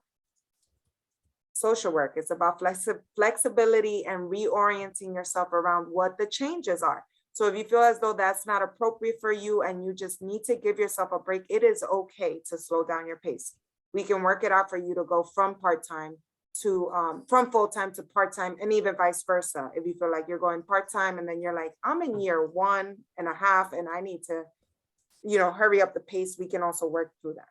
So you have options. You just have to make sure to verbalize and get in contact with, you know, me and the Associate Dean's office. Just be proactive as much as you can before things, you know, get too hectic. And, you know, we want to set you up for success, but we need you to kind of verbalize whatever it is that what anxiety is coming up and what your needs are. And if you know that, you know, sooner, like if you know that before you're coming into the program, definitely reach out, and we're happy to, you know, the sooner the better, especially in the field office realm of things. Absolutely. Thank you, Nick. Yeah, you know right away, like I'm having the feeling that I want to go this pace instead. Definitely communicate with myself and Nick as quickly as possible. One last question from Patricia, and then, you know, we'll go into our student alumni panel sort of time. Sorry, students, alumni, running a little behind, but. Sorry, I have a question. I was a non-matriculated student for a couple years prior. I have about 12 to 16 credits coming into the program. Fabulous. How do I adjust that?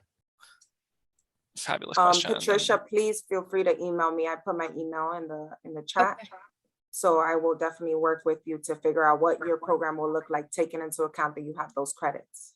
Yeah, because I was looking at Blackboard, and most of the classes that are accustomed for the first time student I already took. Yep. So you will definitely be ahead of, you know, kind of ahead of the curve. So we'll work through what classes will you take instead, because you might have taken some classes that puts you in a place where you can take other classes that you would have been taking later on. Okay, thank you so much. You're welcome. And in the chat earlier, someone asked me, like, as a part-time student, when do you start field? So for part-time students, you know, which is a 4-year program, field is scheduled to start to be in year 2 and in year 4. But in Patricia's situation, like if you've taken a certain number of courses, you might be able to start in year 1. And that's where we can help you figure that out. So there's some preliminary information on Blackboard about, am I ready to start field? Like if you've taken some non-degree courses, then you might be able. You can check Blackboard for information. You can reach out to Geraldine's office and we can help you figure that out too. Okay. You. I'm sorry, but I didn't get to see Geraldine's email. Some of the chats came off already. If you could just post it again. I'll put it again right now. Thank you so much.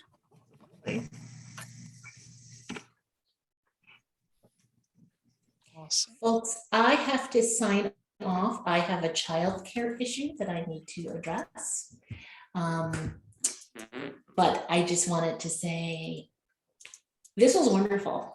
This was like the best part of my day. Thank you so, so much. And I'm really excited. I hope you choose UAlbany. And I hope you choose social work, most importantly, but I hope you choose UAlbany secondarily. And yeah, we have a great team.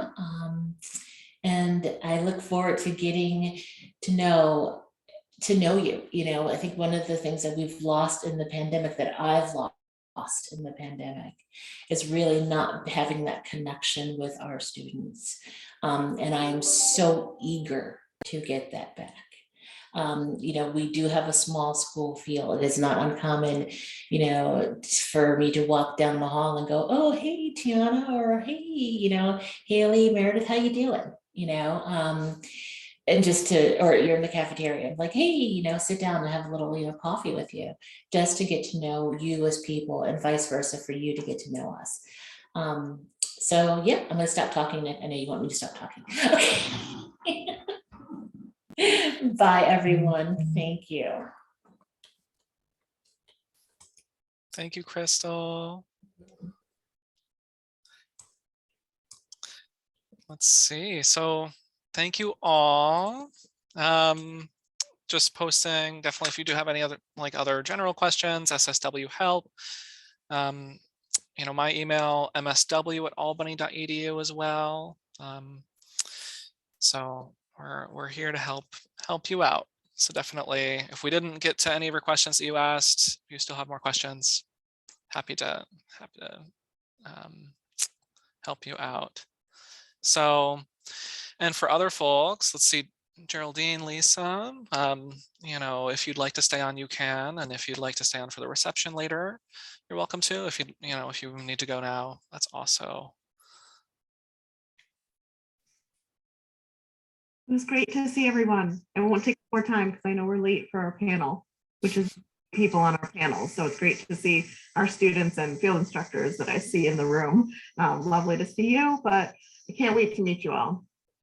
Feel free, I'm going to drop the field office mailbox, email box information into the chat if you have any questions after you read the material on Blackboard. Thank you. Thanks, Nick.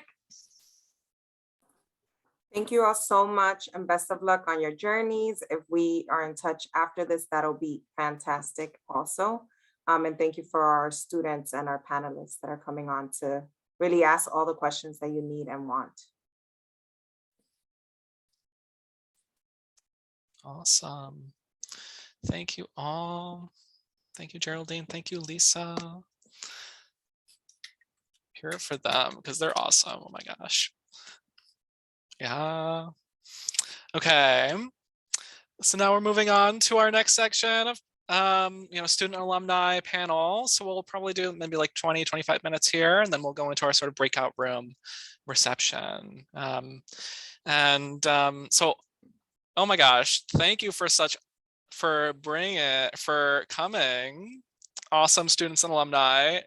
Right now, I can see you, students, alumni, but I'll have you introduce yourselves. We'll start with the alumni first, and then we'll go to the students. So we'll go with your name, what organization you're with, and then also if you could also share with us, maybe when you graduated, and yeah, sort of what you're doing now, and we'll go into sort of more questions. We have a couple questions picked out that we'll start out with. So I see Julia, and then we'll go to Rosanna, and then Jen.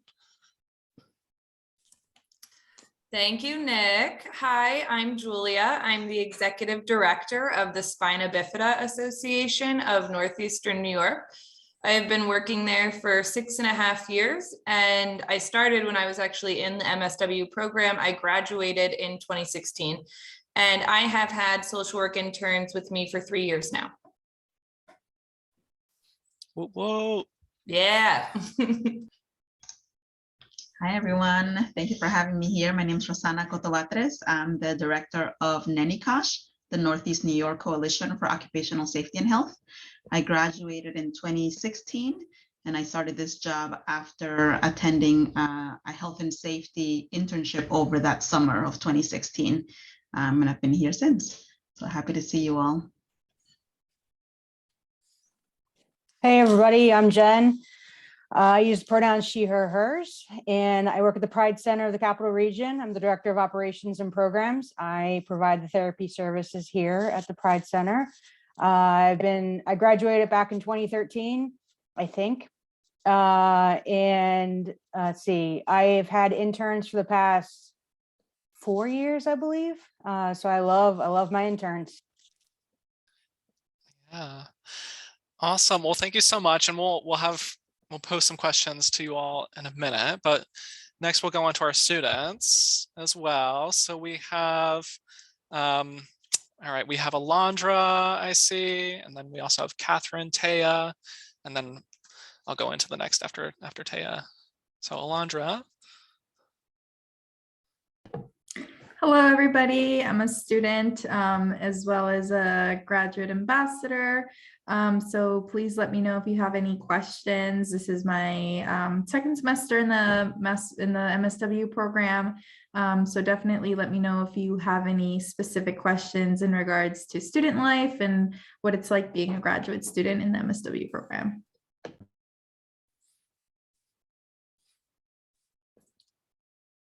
We also have Catherine somewhere in here. Hi, everyone. My name is Catherine. My pronouns are she, hers. I'm also not a graduate ambassador, but a graduate assistant. I work directly with Nick at the admissions office. And I am an advanced standing student. So this is actually my last semester of grad school. I'm so open to telling you guys everything about my experience here. I also did my BSW at UAlbany. So I've been here for a while. Hi guys, my name is Taya. I'm also work directly with Nick. I'm a GA as well. This is my second semester of my first year. So excited to see you guys. Let's see, and then I think we also have some of our student group. Since you're here, I'm gonna also introduce you or have you introduce yourselves. I do see, I see Lexi, I see Andrew, and I think I saw Nicole. Oh, there's Nicole. Hi, Nicole. So Lexi, Andrew, Nicole. We'll go in that order. Hi, everybody. My name is Lexi. I am one of the members of the leadership team for SWARE, which is Social Workers Advocating for Respect and Equality. And our mission is to promote affirming experiences for LGBTQ+ individuals within the academic community that authentically aligns with the integrity of social work practice. So we aim to foster communication, collaboration, promote networking, and create a safe space on campus for not just social work students, but pretty much all grad students that are on campus. And we also hope to create a network of faculty and staff and students, alumni, and other social work allies connected to the School of Social Welfare with the goal of exploring the needs and resources of LGBTQ+ people. We also are here as there's a few of us in the leadership team. I'm just the only one here today, but we are also here for just support. And if you need anything, if you have any questions, feel free to reach out to us. And I'll put my email in the chat if anybody would like to join. We are hoping to do, we just kind of have this scheduled. I can send out an email to confirm it, but basically on the last Sunday of this month, we're hoping to have an event in Richardson. We have a room that we want to do some fun decorations with and have everyone bring in some whatever your pride paraphernalia may be, so we can decorate it because it's kind of boring right now. So we're hoping to do that on the 27th, and we're aiming for about 1 p.m. But if you would like more information, I'll drop my email. Feel free to reach out, and we'll send out some more information. So I think that's about it. Yeah. Awesome. And we'll have a breakout room in a minute, or not a minute, in a few, the breakout room section where you can hear more from the student groups. So next, Andrew, Nicole. I see Nicole, you're already unmuted, so go ahead. Oh, okay. Hi there, everyone. My name is Nicole Genge, and I'm a second-year student here at the University of Albany Clinical Track, and I'm here to represent ABSW, which is the Association of Black Social Workers. So we're just culturally embracing organization, and you'll hear more in the breakout rooms. And we just focus on diversity in the professional settings and help members from all races to discuss current events. So thank you for having me here, and I hope you hear more later on in the sessions. Hi, my name is Andrew. I'm in my second semester of my first year. I'm the president of the School Social Welfare Graduate Student Organization. So we open up conversations about topics that affect us as social work students and future social workers. Today, just now, we had like 8 of us meet in the social work lounge to talk about the war in Ukraine and how we can respond as social workers to support people who are in refugee situations. And we've taken on issues of food in the school and how to get more food and better food in the school. And we also had Alondra had organized a clothing drive last semester, and we're very open to brainstorming and talking about mental health issues. We're looking to watch a documentary called Crazy Wise, which is about integrating other non-Western ways of working with mental health and integrating kind of different approaches other than the DSM to working with mental health situations. So that's just a little bit what we do.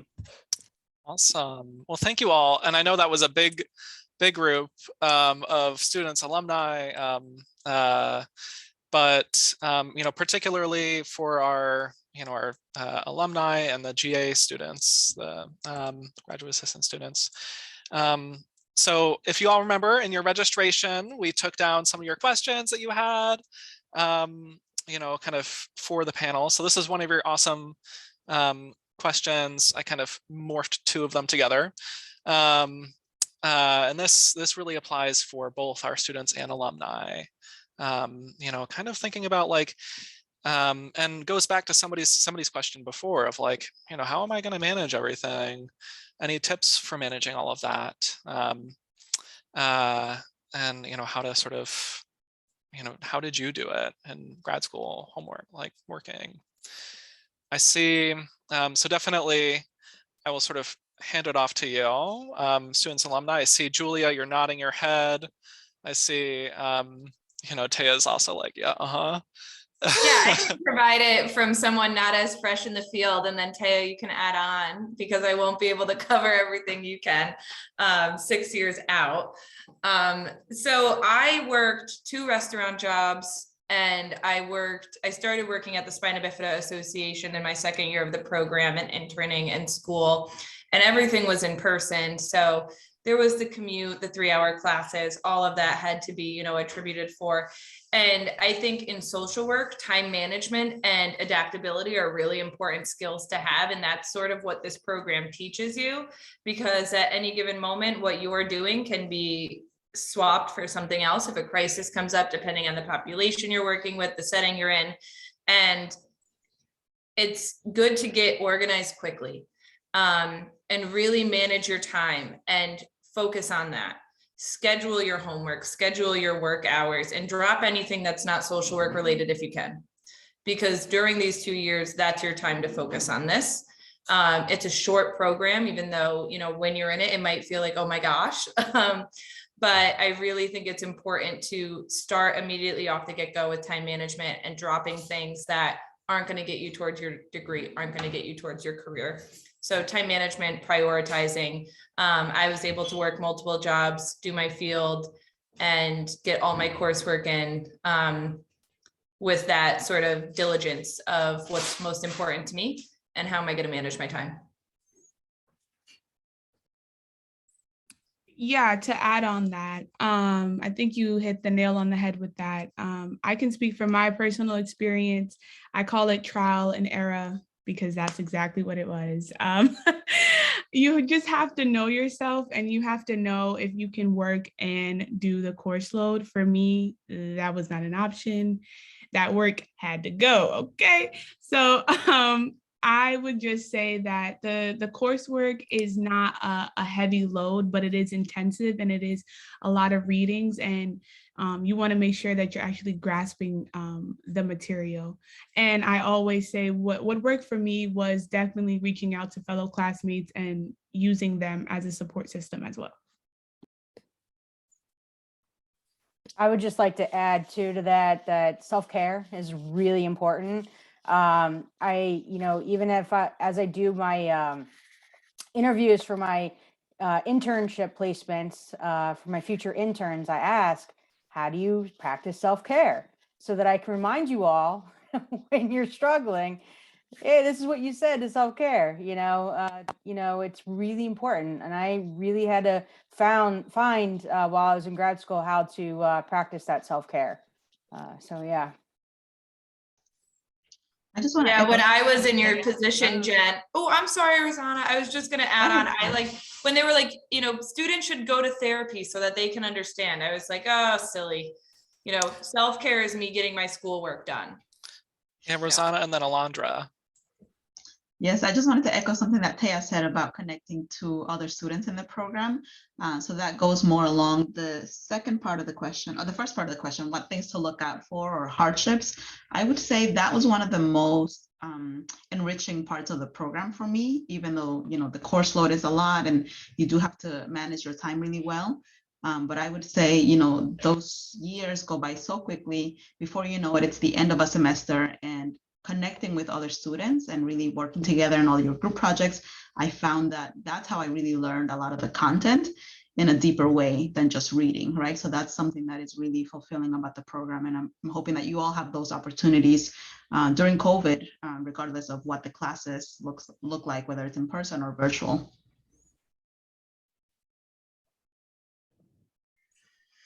Yeah, really good advice. Just kind of something that other people have already kind of briefly mentioned. I know that sometimes when I was in your guys' situation, I needed like details, like tell me more specific things. So like I have 4 classes plus the internship and 16 hours a week of the internship, and each class is about 3 hours long. Each class you should expect at least anywhere from 3 to 6 readings for each class. In grad school, you kind of become an expert at absorbing information quickly, right? Like it's all about reading the introduction and maybe briefly looking through the article and then reading the conclusion and taking notes, right? If you don't have any time to read it, definitely always skim, but try to factor in for like the readings for each class, about 2 hours for each class reading. That's probably around the average that I take when that's how long it takes normally when I'm doing readings for a class and stuff. So just if that is helpful for anyone, that's kind of just a general gist of it. But yes, it's just a lot of readings and papers and discussions.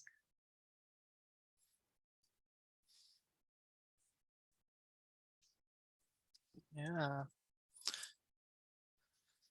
See, I know that Catherine, I don't know if you had anything else you wanted to add or. Anybody else kind of wanted to chime back in? As far as time management, I think that a lot of what was shared is very true. Also, it's really hard to like hear about how to manage your time from other people because you just know how to best manage your own time. And I feel like that's something that I had to learn by myself. Like I can hear everyone telling me like, you gotta manage your time like this and this, but really being in those situation where you have no other choice but to manage your time, I think that's where you really begin to flourish and learn how to like use yourself and your energy efficiently.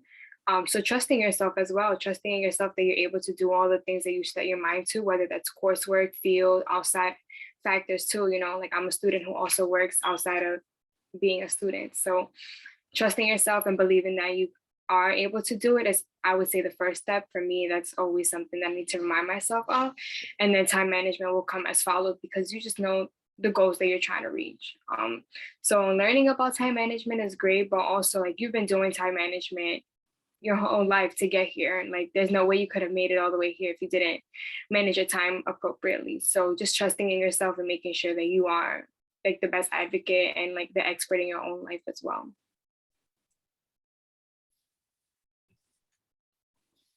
Awesome. Can I go on? Sorry.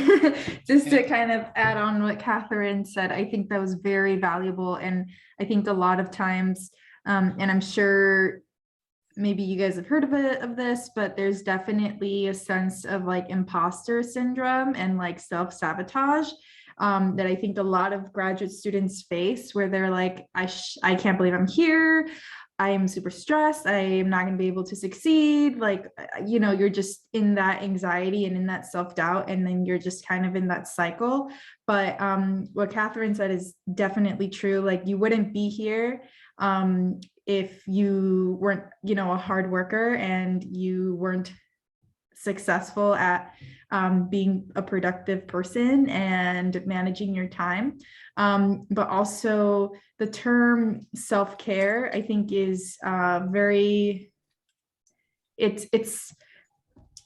think it's important to see self-care as a change in life, like a lifestyle change, not a temporary trend, right? So I think a lot of people kind of tend to think of self-care as this like very trendy, very like temporary thing that I do when I'm about to burn out and crash, right? Like, try to think of self-care as like a mindset shift and a like lifestyle thing, right? Like, if you have so much if you're so busy and like your time for yourself is maybe like, I know sometimes people take like long hot showers, right? And that's fine, and that's all they can do, but they make sure to do that every day, and it makes them feel good, and it makes them feel like they can do that, right? Like, for me, it's nature, and I'm not out here saying that I go on walks every single day at 5 a.m.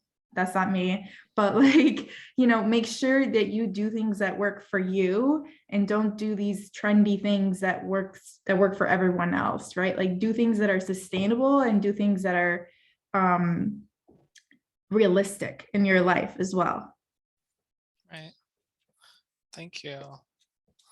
So let's see, I know that we're getting close to 7 o'clock. So let's do like one more question just for our alumni, and then we'll go into breakout room sort of reception where you can ask more questions. Particularly, we'll have a breakout room for alumni. We'll have a breakout room for some of our graduate assistants, and then we'll have a breakout room each for, you know, the different student groups. We'll go into those. So this last question for alumni, you know, how was it, you know, connecting with the programs you were interested in? So it's sort of like after you were done with the program, you know, did you feel prepared? What sort of things did you have to learn? Like, how was it connecting and finding jobs afterwards?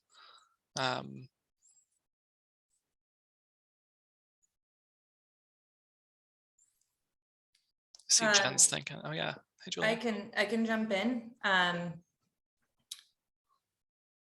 So let me read the question one more time. How is it connecting with programs that were interested? Okay, so when I was actually in my first field experience, it was incredibly macro.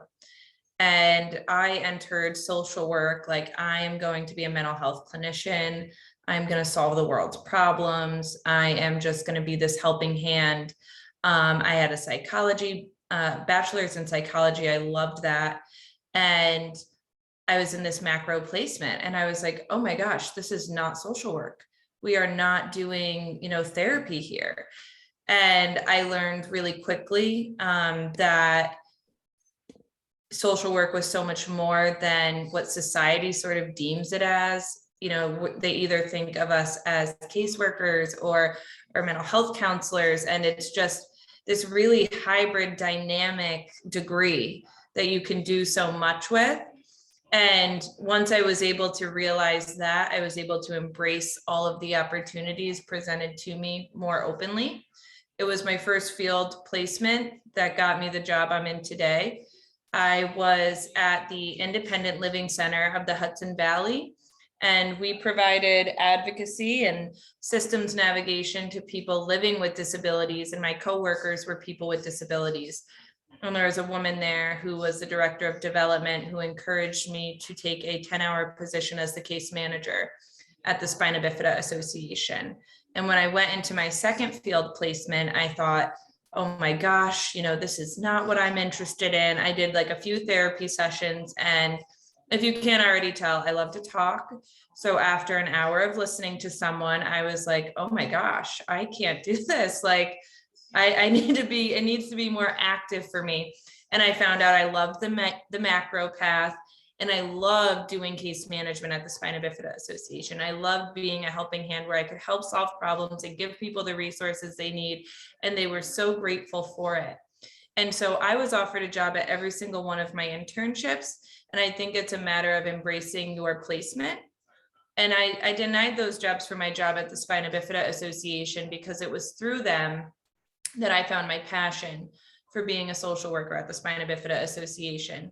And then that passion led me to a leadership position where I transitioned to be the executive director when I was only 25.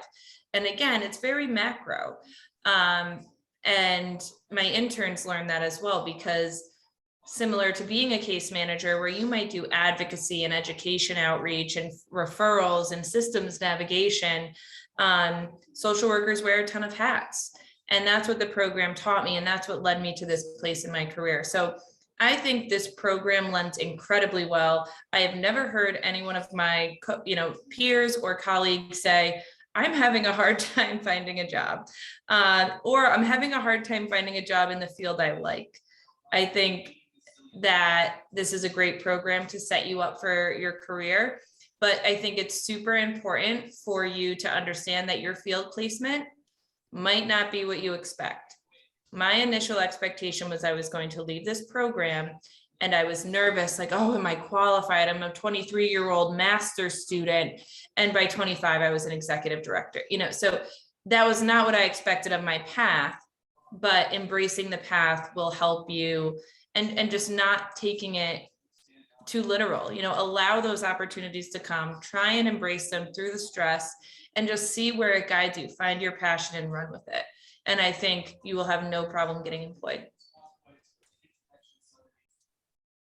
I just want to echo what was just said. My first placement was at a nursing home in Amsterdam, and I was blown out of I was just like, I felt like a fish out of water, because I had no experience in working with the senior population. I had no desire to work with the senior population, and but it was more macro based, and I actually was able to delve in because I opened my mind up and said, okay, I'm going to do this, and I'm going to do it well, right? And I was actually able to help develop a policy there for MOLST, which is the Medical Order of Life-Sustaining Treatment.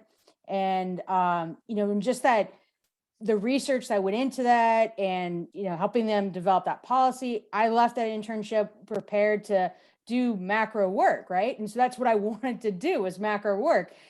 And then I got into macro work and I'm like, no, I don't like this. I want to do individual therapy because I like to listen to people. I don't like to talk to people. And, I'm very shy. And so I ended up at the Pride Center, and that's where, here I was able to get my license and I was able to bring back the counseling services that we offer, and keep it free to those who are in need of services. and it was just it was a little bit of macro passion plus the clinical work that I loved. I found that I really like to do. And, you know, I was able to make connections while I was in at UAlbany, make connections with folks.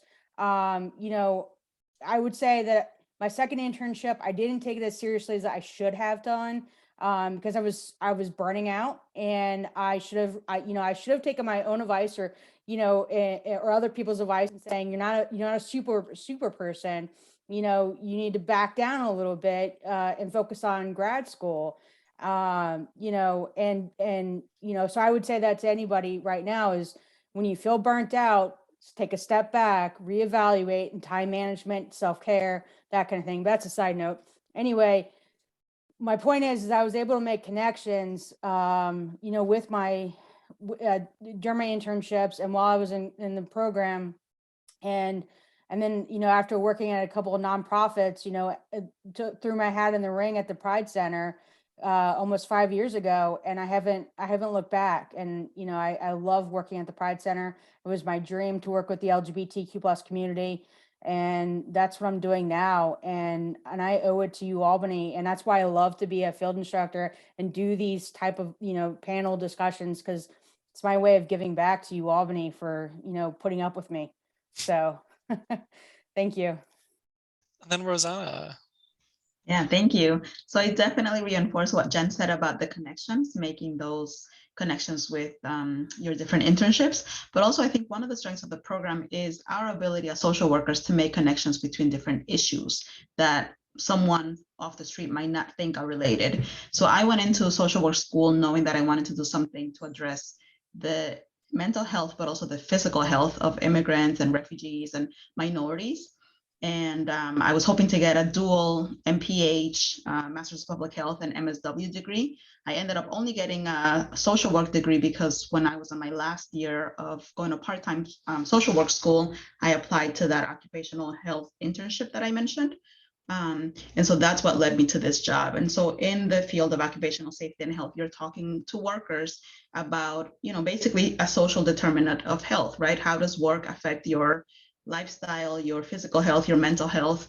And so that ability to think outside of the box, and knowing that I could use my social work skills in my current job when I'm talking to workers and helping them resolve issues with their employers, or helping them advocate for themselves within the workplace and really assert their rights, that's all because of my social work background. So similar to what Julia said, I'm doing macro work as the director of this organization that does community organizing and advocacy. And that's our ability to really think about how we can change systems as social workers, and the ability that we have to, gather people and connect the issues. So I would say, definitely our ability to just think outside of the box as social workers and connecting those issues, I think, is what helped me get this job and continue to do the job that I do. Thank you. That's awesome. And so cool to hear that you started out on that path of public health and found your way. Very cool. So I'm noting the time that we have, maybe 15, 20 minutes. So, and I know I see Gina missed your question, but there it is. Would love to hear more about relocating to life in the capital region. I'm thinking about that question, and that might be a great question to ask in our breakout room reception to some of our students.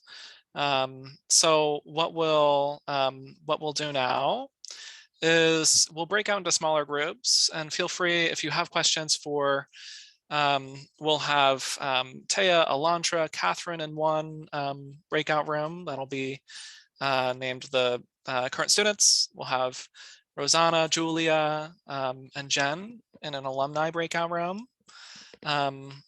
We will also have the ABSW breakout room, Association of Black Social Workers, with Nicole. We'll also have SWEAR with the LGBTQIA social workers with Lexi, and then also the SSW GSO, the Graduate Student Association, with Andrew. So what I'm going to do is I'm going to open up the rooms. You're going to be able to, go into those rooms and chat amongst yourselves. I will also assign the, I'm only going to have time to assign our alumni to those rooms, but everybody else, you can go into those rooms. If you're having issues with like getting into those rooms, hang around for a second and you can ask me and I can place you into that room as you need. So here we are. So I'm going to open up these rooms. So nice to meet you all. Well, thank you all for coming. We will have also, we'll share the, recording later too, so feel free. So yeah, you can click on the bottom of your screen. You should see like, you can go down there and you can see like mute, stop video, and then like over to the right, there should be breakout rooms. If you click that, you can choose like which one you might want to go to, and you can join that one. I know like Alondra, you can go into the current students one. Same with,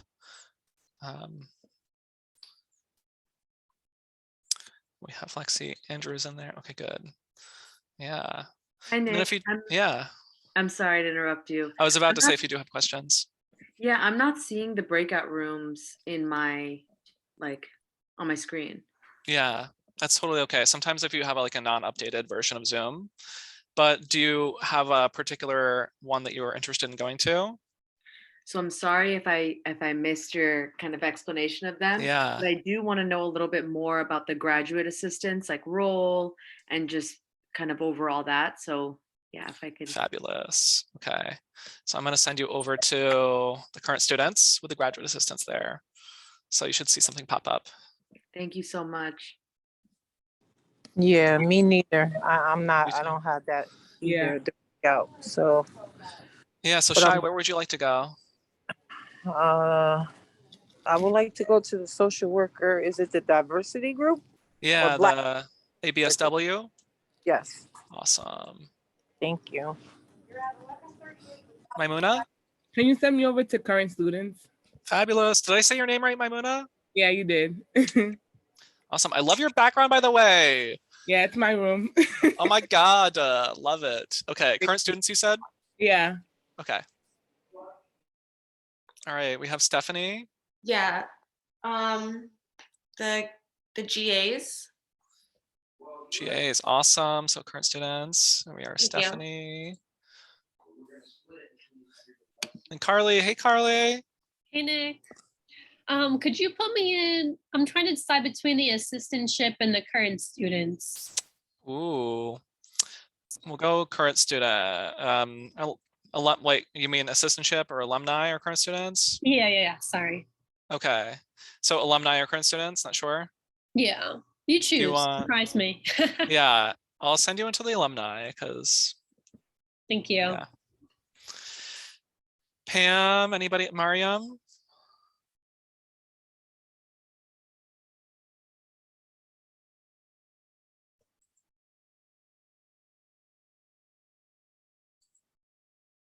Mariam, congrats, by the way. I don't know if you're listening, but.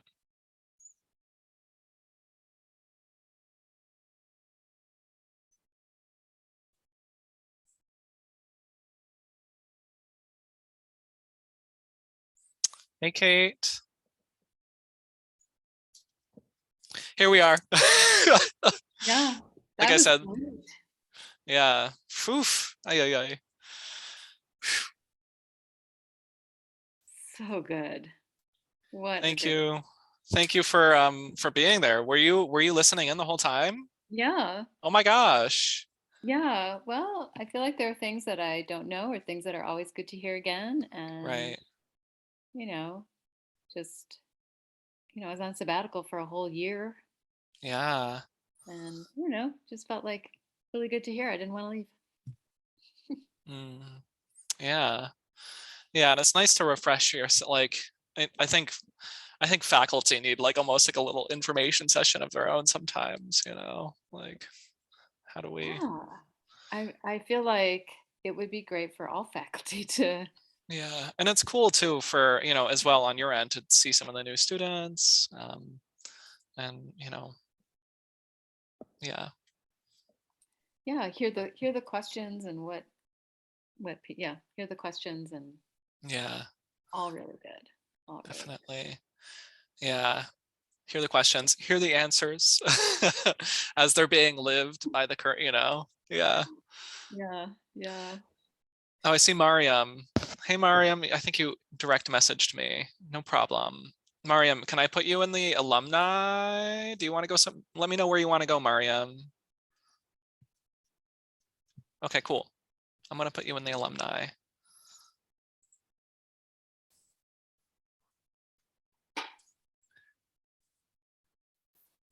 Fabulous. That went pretty smoothly, actually. Like more smooth. As much as, running a little late, but hey, it's always going to be a little late.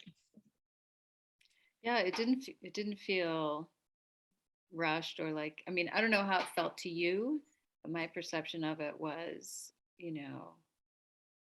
and this is from all my biases, that here's a team of people who work well together and know what they're talking about. Yeah, that's great. Hopefully that's what everybody else felt too. Yeah, well, different students are coming, or different people are coming with different goals and thoughts and anxieties, whatever. Yeah. Right. Concerns and challenges. Yeah, definitely. Yeah. It's pretty cool. Pretty cool group we got coming along in our works too. So yeah, I think so. And just it's been a long time since I've had a chance to connect with alums too. So that's good. Yeah. And no students signed up for my 7 p.m. advising meetings. So oh. Yeah. Whatever. I felt a little bad because I was so organized. I'd set up my advising meetings and then it didn't work. So anyway. All right. Definitely. So I think I'm going to head out. I just got some texts from my family. So I'll check in with them. Thank you, Kate. Yeah. Much appreciated. Yeah. And I guess I'll see you after spring break. I'll see you around. Yeah, I'll be here. All right. Take care, Nick. All right. You too. A little celebration for yourself for such an awesome event. Thanks. All right. Take care. Bye. Bye-bye.